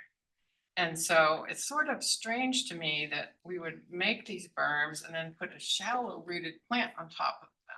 Grass is a shallow, even native grass, you know, they're a little deeper rooted, but compared to the shrubs, like the ceanothus, for example, the berms should have the deep rooted plants on top of them because they won't have very much opportunity to root deeply over this big metal water tank. So, you know, particularly, you know, grassy buried camels, that's gonna look completely silly. So I go back to the drawing board with the grading and the strategy about what to plant where. Because I do think that you're gonna wanna put the deeper rooted plants on the berms. And then, in terms of the planting, I 100% agree with everything the other commissioners said about the plant palette. We really need to strive to remove the non-native plants. You know, I have some suggestions about what we could do. I mean, clearly, you know, we're gonna have some buckeyes left. I would like to see us replant those buckeyes. I think they're a beautiful tree to look at when they're blooming. They're kind of interesting in the way they, you know, are so amazingly well adapted to the California climate. You know, they'll be leafing out now where you think, oh, nothing's happening out there. And then there they are leafing out, and then they dry up in the hottest part of the year. They're supremely adapted.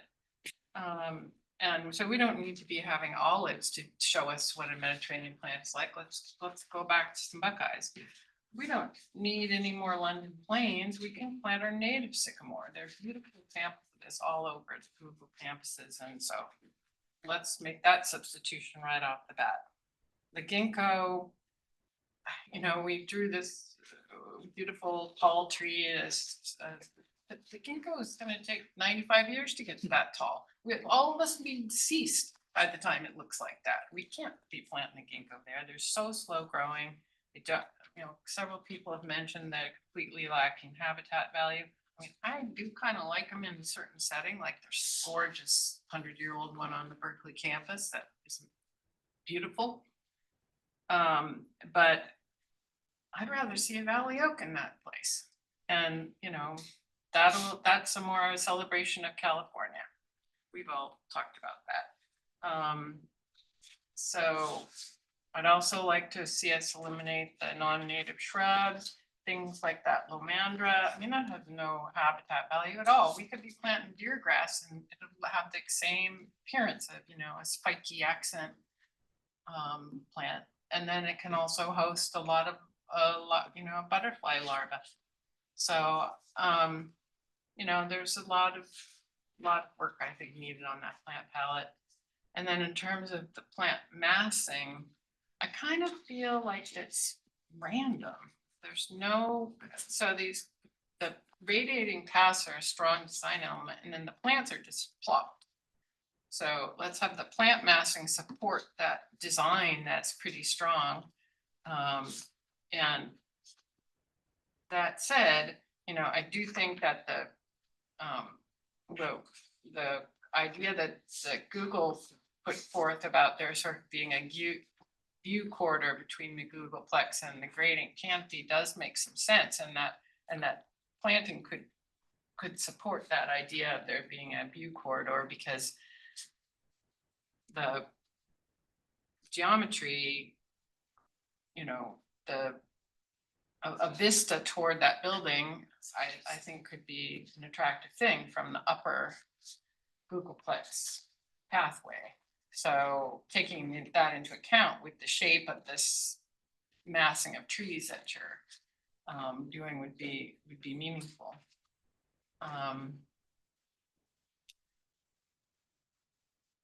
Overall, I would like to see more of this park be usable rather than something that you're just passively experiencing. And I think the plant palette is key to make a dramatic shift. So, but that's what I've got. I'm okay with continuing to move the project forward. I think it's, you know, a wonderful thing to have this tank. It's important infrastructure for the city, so. Thank Yeah. you. Thank you. Great comments. I came prepared to say, okay, so this is a comment opportunity at a very early stage of a design, and you know, I think you've well heard the plant palette comments. Clearly that needs to be re-reviewed. You know, I asked you about who did this, and you know, it does kind of look like an engineering contract that had a landscape architecture clause in it. I'm not sure if there's a landscape architect involved. And I wasn't really gonna say much about the design, because then obviously it's a subjective thing. We've got commissioners that like it, commissioners. I find it underwhelming. I don't see, I think there's an opportunity to have a space that feels, if not magical, at least an interesting space. This looks like a circulation driven solution. This kind of spiraling vortex, at least in the plan view. It's you know, imprint on the landscape. It's not a landscape. It's not using the land. It really says there's something very special happening in the center. You know, there's this, you know, almost a black hole in the middle of this park that everything is focusing on. And, you know, I think the seating and the various park amenities are nice, but I don't see yet that emphasis. So I will review with the other folks that have said, yeah, let's look at the use issues and maybe restore some of the ability to use it like it was used. Your comment about plant massing also resonated. I saw, you know, basically line these radiating spirals with trees and then scatter some other stuff around. So I too, like the other commissioners, strongly applaud the solution to the reservoir and how the pump's handled. I think that's fine. I think you heard kind of a unanimous opinion on the plan palette, and that needs to be reviewed. And my personal belief is that the space itself could be more interesting. It could be used as something more than a set of spiraling circulation patterns. So, and I realize that's just a subjective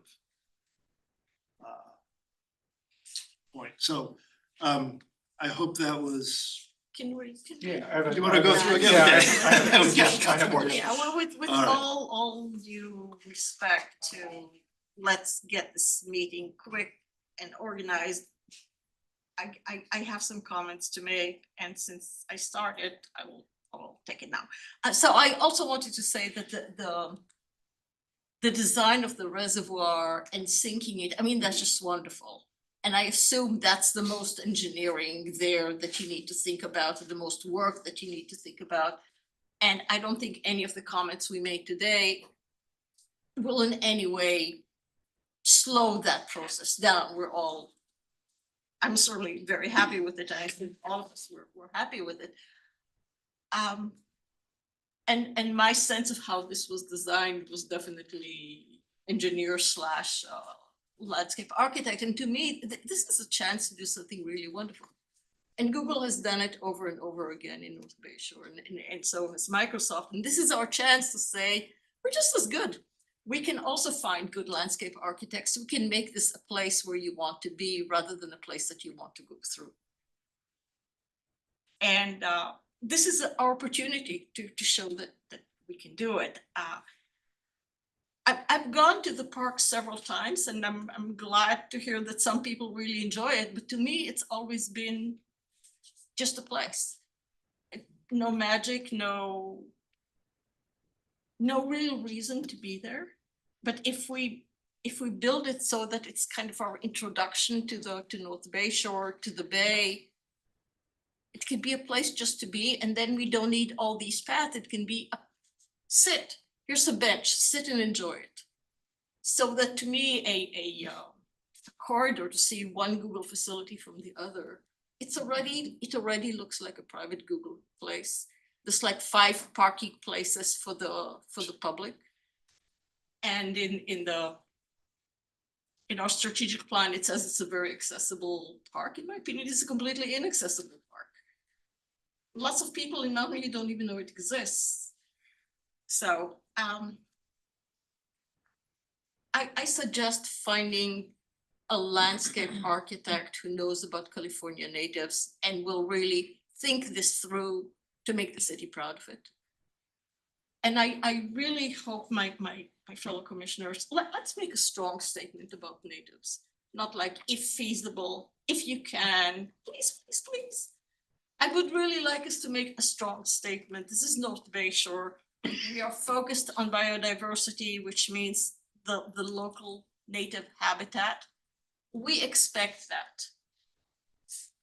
Not let's try, but this is what we expect. I think that'll make a stronger statement to staff. If we had a motion, I would make a motion, but as it is, I would hope that my fellow commissioners can agree that this is a place to do it. Well, do we feel like we need to come up with a consolidated statement, or we think our comments are, I mean, I think they're all pretty harmonious, all of them. Yeah, I'm hoping that they're taking notes on it. Yeah. Yeah, and if we could There's just, nothing on the agenda about making a motion or No, voting there on isn't. something in this. So- and if we could just provide some additional context. So what you all have hit on is the wonderful task that Solomon has been trying to tackle of balancing the HOZ, which doesn't allow trees, adding trees, removing impervious space, adding pervious space, creating a corridor, connecting everything while creating a sense of place. And so we have been juggling all of that. And so I believe it was Commissioner Mitchner brought up the gradient pathway design is meant to connect the different elements around where the public parking is, where the bus stop is, where folks come up from lot C.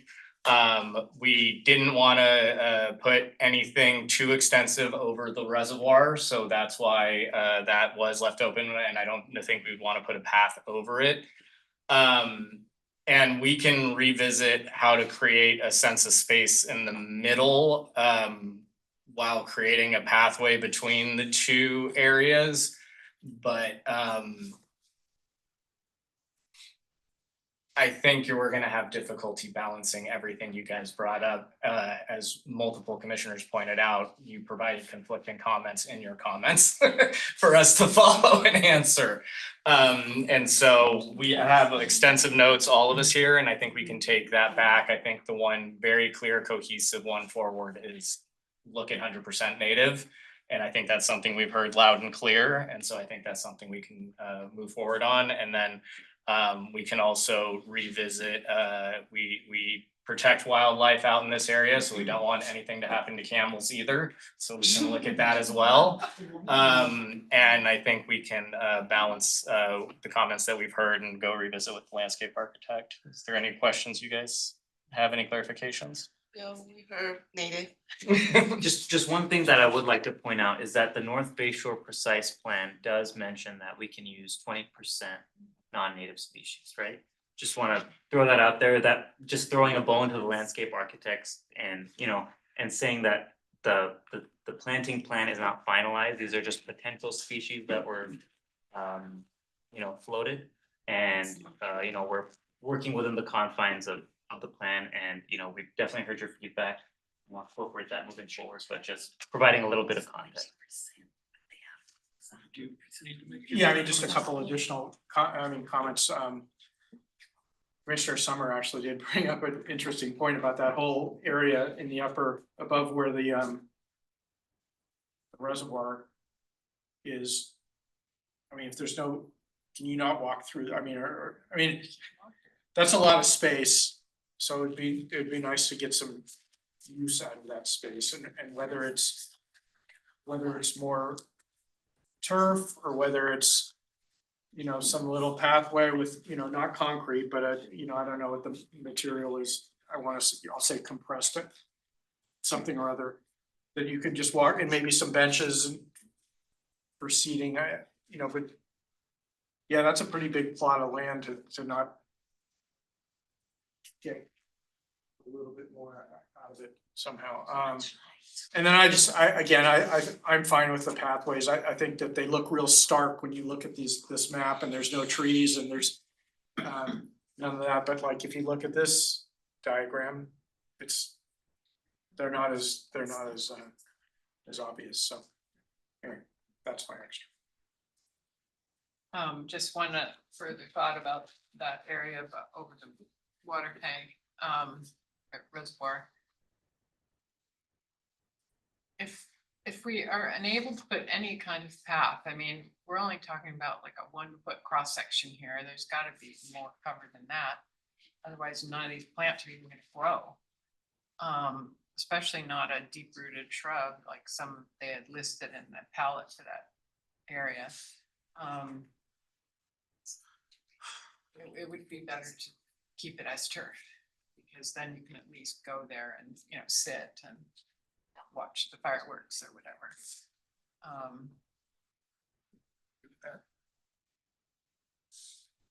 I mean,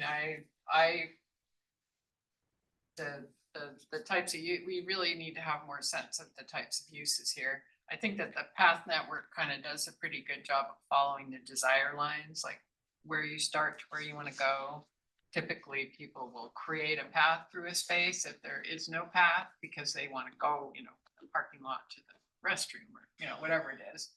And the radial path system does a pretty good job of accounting for the places people would want to go. But it's not accounting for the types of uses. Suggesting everyone wants to go to a focal center, which I don't think needs to be a focal. I mean, a focal point doesn't need to be in the center of something. Well, I mean, it's bringing up maybe some of the paths could go around the center, which actually was what Google was proposing. What is actually going to be in the center? It's a plaza, it's benches, it's this big, beautiful tree that won't be a ginkgo anymore. Maybe an amphitheater or It's something. kind of where the people are kind of gathering in the conception of the design. Maybe calling for some public art. Yeah, it could be public art, but really what you're probably going to do is either find a grassy area to sit down on, you're gonna throw frisbee or play Quidditch with your friends, or and in those cases you don't have any interest in the plaza. But people that want to be around other people, it is kind of nice to have a local place. Right, but you know, I never was the kind of person who wanted to run around and play Quidditch. A lot of people just want to sit on a bench and look at beautiful plantings. We really don't need paved plazas everywhere. We can have a beautiful area of California plants and have the butterflies flying there, and people will sit and watch. They certainly do that in Paris all the time. You have areas that you can't go into because they say nature isn't working here, but you have benches around them and you can look. I think this needs to look like a place where people want to be, and it's not about how many trees are we putting here. Maybe we don't need that many trees because this is North Bayshore, which did not used to be a forest. But you know, California native plantings planted by someone who knows about California native plantings, and Google does. So seeing what Google does seems like a perfect model, especially given that it's right there. So I would highly recommend looking at Google or talking to Google. I just want to respond to that. I wouldn't support eliminating the plaza, but what I do think it needs to be programmed. You need to figure out why people would go there, which is Sure. actually Yeah. what you're saying as Yeah. well. Yeah. Mr. Sani, do you have any questions for the commission? Just to be clear, I just want to make sure you understood that, you know, we are doing native plantings, as kind of this plan shows. You know, we can definitely incorporate more. I'm just not sure, by native plantings, are you talking specifically about the trees? Or are you talking about the entire park in general? I will take upon Everything. myself to say that we're talking about everything, and there's Okay. a lot more of shrubs Sure. that have been incorporated, but there is no reason to plant non-natives. There is no reason. We can I incorporate mean, that. you could find that the North Bay Shore Select lets you do 20%, but why do it? It's right on the shores of the bay. It's right next to the marvels that Google and Microsoft have done.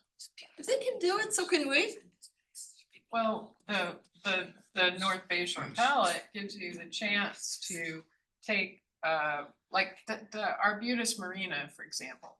That's not like straight up Arbutus unido, it's a kind of a hybrid plant that's in between a native and a non-native. It doesn't have the same type of fruit drop, they're different fruit. It allows you to do a hybridized native where you're saying, okay, I can, you know, take a plant that has been modified, it's not a true native. Those don't support wildlife as well. Well, they do. I mean, go look at some of the native perennials they're selected and hybridized. They still support the same animals. Not scientifically, they don't the same number, but there is no reason. So arbutus, I would not plant an arbutus anywhere. Anyway, they should be able to You find. probably don't know what that plant is. Well, what I'm saying. I happen to guess Okay. no, but there are landscape architects who know how to do this, and they should use them rather than an engineering firm. We agree on that, I think. Yes. Okay, I'm gonna call off the discussion here and say thank you, Mr. Sani, for the opportunity to comment this. I think you've received a lot of comment. I'd say most of it's consistent and some of it's divergent, and good luck sorting that out. I do think getting a real skilled landscape architect's gonna be helpful in doing the next step, so. Unless there's strong objection, I'm gonna move on. I don't think we can decide this part. Any other last inputs? Okay, thank you. Okay, we're gonna take a 5-minute break and come back at 12. 9:12.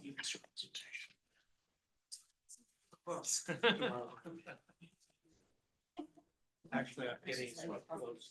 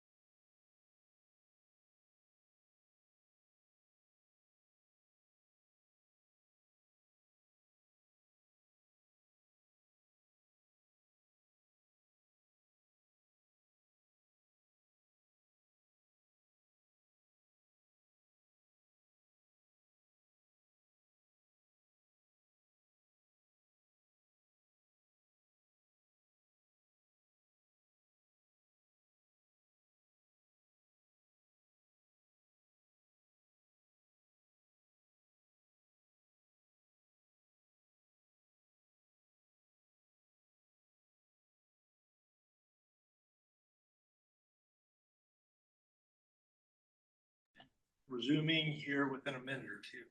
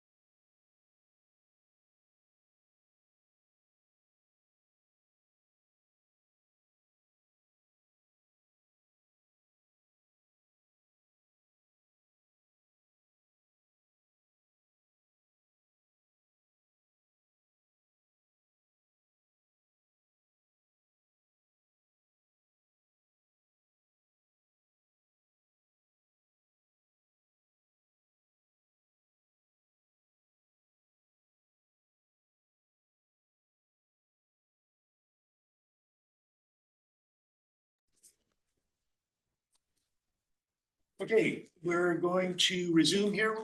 Thank you for waiting during that break. Item 5.3, the solar array senior center, Mountain View Sports Pavilion and Richmond Sports Center, project 2448. And we will begin with a presentation, I believe, by the senior civil engineer or Ariel going to start. Ariel, are you kicking it off? Yes, I will. We will turn it over to you for the staff presentation. I share the screen. Great. All right, good evening. My name is Farel Saidia. I'm a senior project manager with the Public Works Department. Tonight I'll be sharing with you some details about the solar arrays project, which includes the Senior Center, Mountain View Sports Pavilion, and the Wisdom Sports Center, and some updates about how the project is impacting city trees. So we'll start off with a summary of the item we're presenting today, along with the secondary advisory item. So we're here to request your recommendation to remove and mitigate one heritage tree at the Senior Center site. However, we're also going to provide an informational update about a site that's outside the heritage tree policy jurisdiction of the city, but that we are following a similar mitigation plan that's on school property. Now for some of the project background. A summary of the solar arrays project as a whole is that the project includes solar carports and or roof mounts at 3 locations: the Mountain View Senior Center, which is a city-owned site, the Mountain View Sports Pavilion, and the Wisdom Sports Center, which are jointly owned by the city and Mountain View Wisdom School District. Those 2 are under a joint use agreement, which requires joint decisions on any upgrades, including solar array projects. The city applied for the PG&E Net Energy Metering 2.0 incentive back in April of 2023. And in June of 2024, the city utilized the California State Energy Conservation contracting process, which means that we selected an energy services contractor to move forward with both design and construction at the same time. So there's 2 major financial incentives involved in this project. The PG&E NEM 2.0, which equates to about $9.9 million in utility savings over 20 years. And then there's the Federal Investment Tax Credit Program, which would bring an additional $1.5 million of project cost reimbursement covered after completion. So in order to be eligible for these incentives, the project needs to be complete and operational by March 2026. So these show some of the preliminary layouts for each site. The Senior Center in the middle is a combination of both carports and the small roof mount array. The Mountain View Sports Pavilion is the same thing, a carport and some roof mount array. And then the Wisdom Sports Center is just a roof mount. So at the Senior Center site, our staff's preliminary analysis estimated up to 7 non-heritage trees would need to be removed. And they advised council at the June 2024 meeting that the project mitigation measures would include a 1-to-1 tree replacement ratio with 24-inch box native species trees, either on or off site. So for the status of the project, currently the design is complete. The permit was issued in August of 2025 by the City Building Division. And this site being one of the most busy city facilities, the senior center, construction was broken into 2 phases in order to reduce impact on the users. The first phase of construction was completed Labor Day weekend of this year. The second phase is scheduled to begin in January of next year. The second phase does have to be tightly coordinated to overlap with another construction project, the Senior Center Electrification Project, in order to reduce impacts on the senior nutrition program at that site. And as mentioned before, the completion deadline for construction is end of March, which is a tight timeline to make sure we retain the PG&E incentive. So during the design phase, higher efficiency solar panels were incorporated on the solar carports, which reduced the overall total number of panels necessary to generate the required energy production. And this eliminated the need for the roof array. So this drawing shows trees that would be removed as X's, kind of numbered here. And then the mitigation replacement trees are shown as the green circles surrounding the site. The design completion and a more detailed tree survey showed that 6 additional trees that are located outside the solar carport footprint would also need to be removed due to the branches physically conflicting with the proposed solar panels and or the tree canopy shade obstructing the system's energy generation capacity. And a reduction in the generation capacity would compromise the energy savings needed in order to accomplish the project's payback goals. Also, one of the original 7 trees was reevaluated at this time and was confirmed to be a heritage tree. So this brings the project site to a total of 13 trees recommended for removal and mitigation, including 1 heritage tree and 12 non-heritage trees. We did explore 3 main alternatives to minimize the tree impacts, including extensive tree trimming, transplanting trees, expanding the roof mount solar arrays. The extensive tree trimming we found would compromise the health of the trees, so that was not feasible. We did look at transplanting, and I'll speak to these reasons on the next page as to why this was also found to be infeasible. And then expanding the roof mount, we did look into that and it had its own challenges. There's very limited space on the roof because it's broken up into small sections. That limits the number of panels that could be installed due to roof edge setback requirements. And then in addition, the orientation and the geometry of the roof limits us with the number of panels that could be placed on each section. There's also a separate concurrent project for solar water heating that's going to have panels installed on the same roof that limits any further remaining roof space.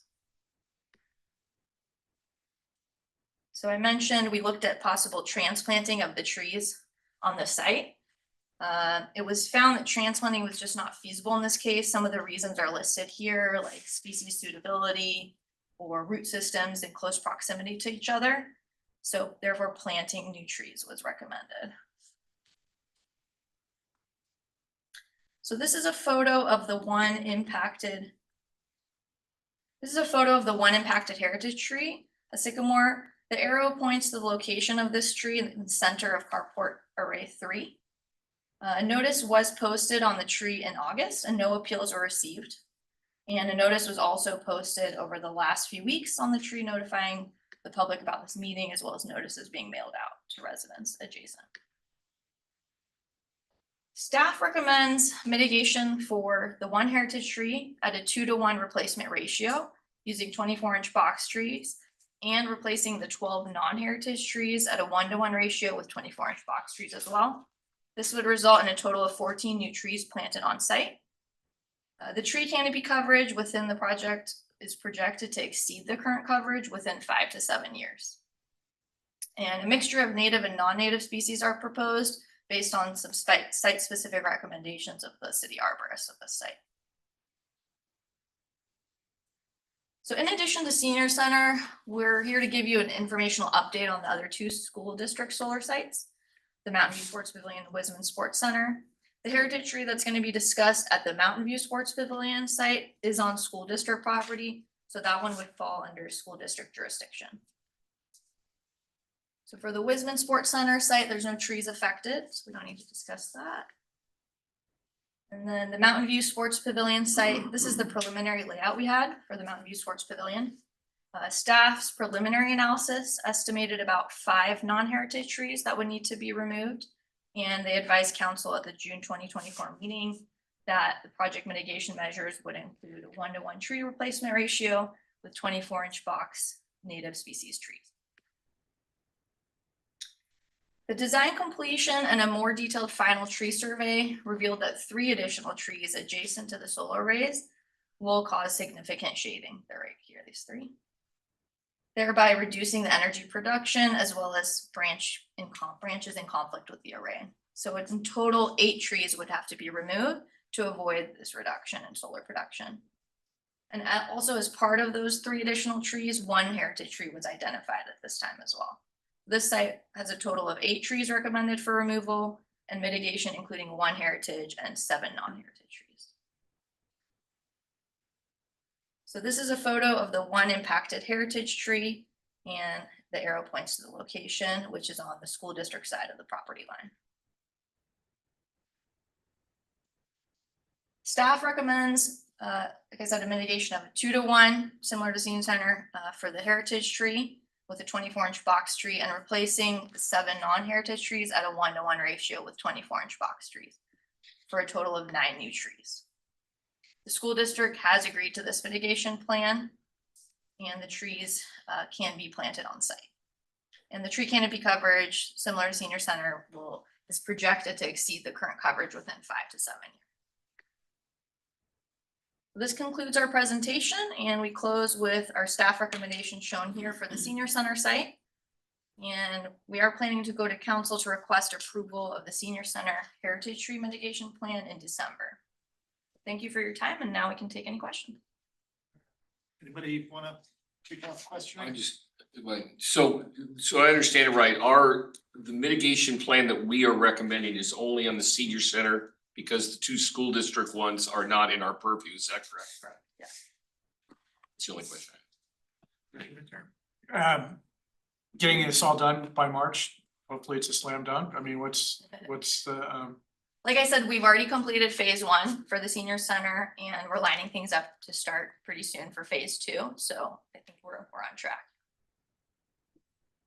Questions? Yes, so in the report, there was information about additional trees to be planted at the senior center. But what we're doing right now is just a recommendation to mitigate 1 heritage tree. Yes, correct. Okay, and how, where is what will drive the planting of the additional trees? Or I asked about the median, the berm, or with the bioretention. Try all the words, one of them will be the right one. The retention is most accurate. Thank you. What will drive that happening? Is it's written into the plans that will happen? Well, I think, So I think we responded, but I can repeat, we're adding that to the plan. So yes, it will affect the plantings that are in the median currently, because it'll be shaded, and construction equipment and trenching will damage some of those vegetation. So we're gonna work with a landscape architect to replace those.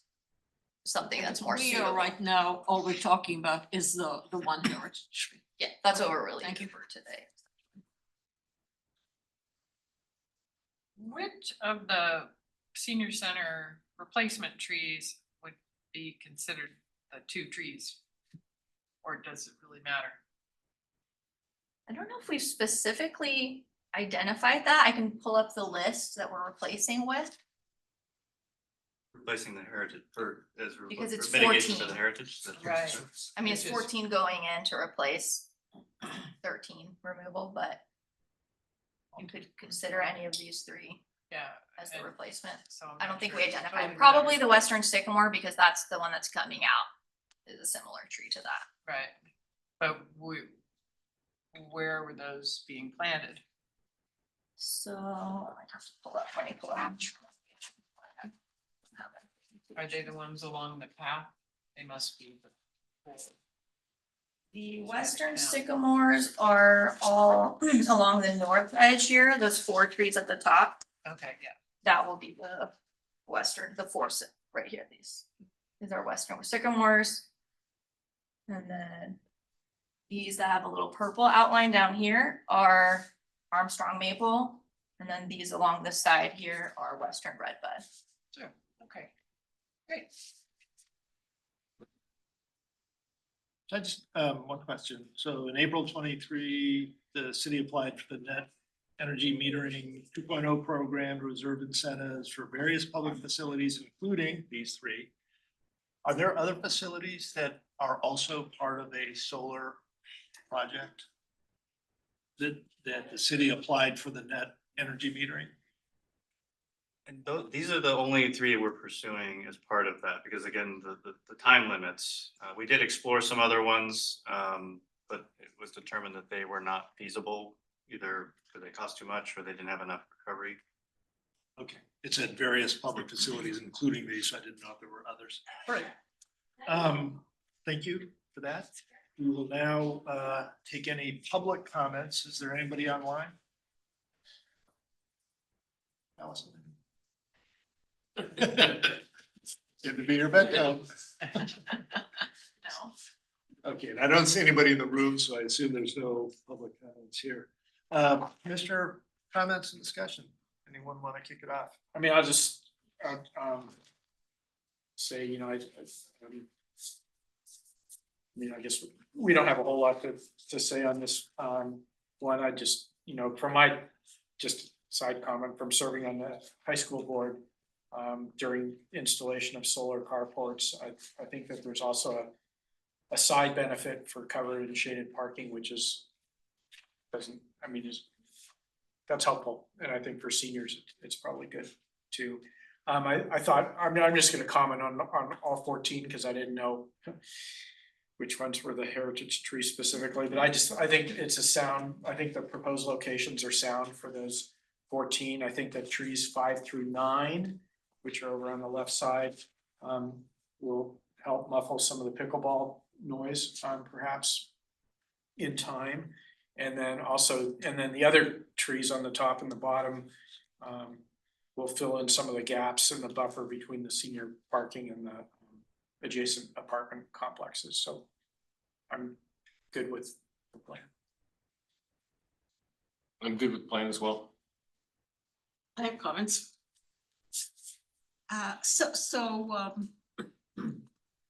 The western redbud are never going to grow all that big. They will not do very much muffling of anything.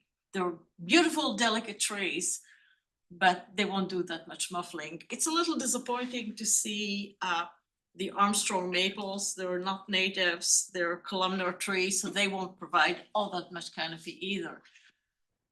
So I would be much happier to see trees that are maybe closer to native and provide a little more canopy. My main concern, and that's just to staff to think about, the retention, when it was first put in, was this great technical step forward for the city and made the parking lot more attractive. And it has not been well maintained for years. It's looked unloved, unmaintained. Putting in the solar panels is great, but what it does, it turns that parking lot, which right now has trees, into a completely car-oriented place. And so for seniors who arrive, they're now going to walk through a place with no trees. And this is really, this parking lot to me is an entrance into Ringstorff Park. But this will now be pretty much of a dead zone, just asphalt and solar panels. So I highly encourage staff to do the bio retention area, plant it as richly as possible to bring life back into the parking lot. I think it's really important to turn it closer to a people-oriented place than a car-oriented place. And I noticed, let me just find my notes again. There we go. These panels are funded through the Parkland Dedication Fund for $4.5 million. Which I found a little surprising. That's a lot of money to turn a parking lot into complete hardscape with $4.5 million. Council decided it's not, we can't do anything about it. We might have disagreed or not, but I think there should be enough money to add as much underplanting as possible to that parking lot to make it a more living place. So I would really ask you to think about that. And those are my comments.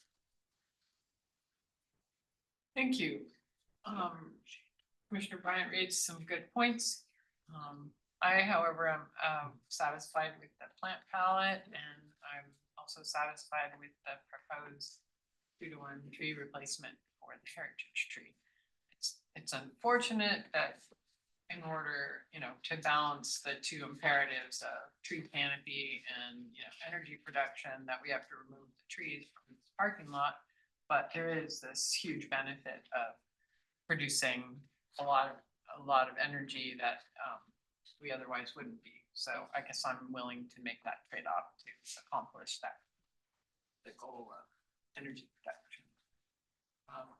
Just incidentally, this topic of kind of the conflicts between tree canopy and solar panels, we're gonna be seeing more and more of this, and I kind of was wishing that the biodiversity plan or some of our plans would tackle that question, kind of talk about the balancing and come up with some goals and objectives that would help guide decision making on it.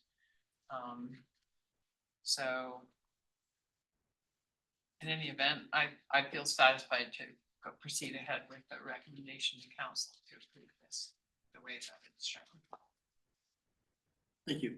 Yeah, I too am prepared to support it. I have to say, I hit upon the same thing as you, Commissioner Bryant. My concern about the funding source of Parkland Dedication Fund, and I went and looked at the ordinance. This is a recreation facility. And to me, the irony that the funding source is 525 Evelyn. So if you look at the Parkland Dedication Ordinance and its total, I mean, by the narrowest of margins, this is appropriate funding for this. Notwithstanding that, it doesn't really have a bearing on my agreement with what's at hand, which is the heritage tree mitigation.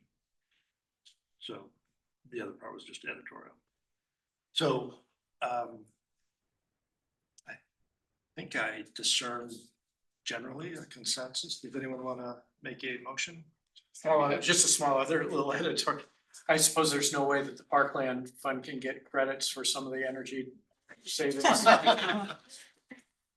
We'll look into that. It's tricky accounting, but there's no reason it can't. Obviously, tricky accounting is a play. Yeah. I move that we recommend to the city council to approve the mitigation of one heritage tree at a 2-to-1 tree replacement ratio with the planting of 2 24-inch box trees for the senior center site. Second. We call the vote. Commissioner Bryant? Yes. Commissioner Felius? Yes. Commissioner Summer? Yes. Vice Chair Mitchner? Yes. Chair Davis? Yes. Thank you, Mario. Yeah. Panels. Commission staff and announcement, Director Marchant.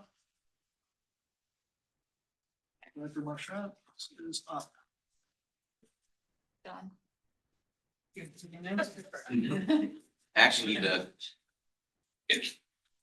pull up some notes. Give me one moment. In the meantime, I'm sure you have all been reading a certain plan for next Monday. No one who sent to me. So.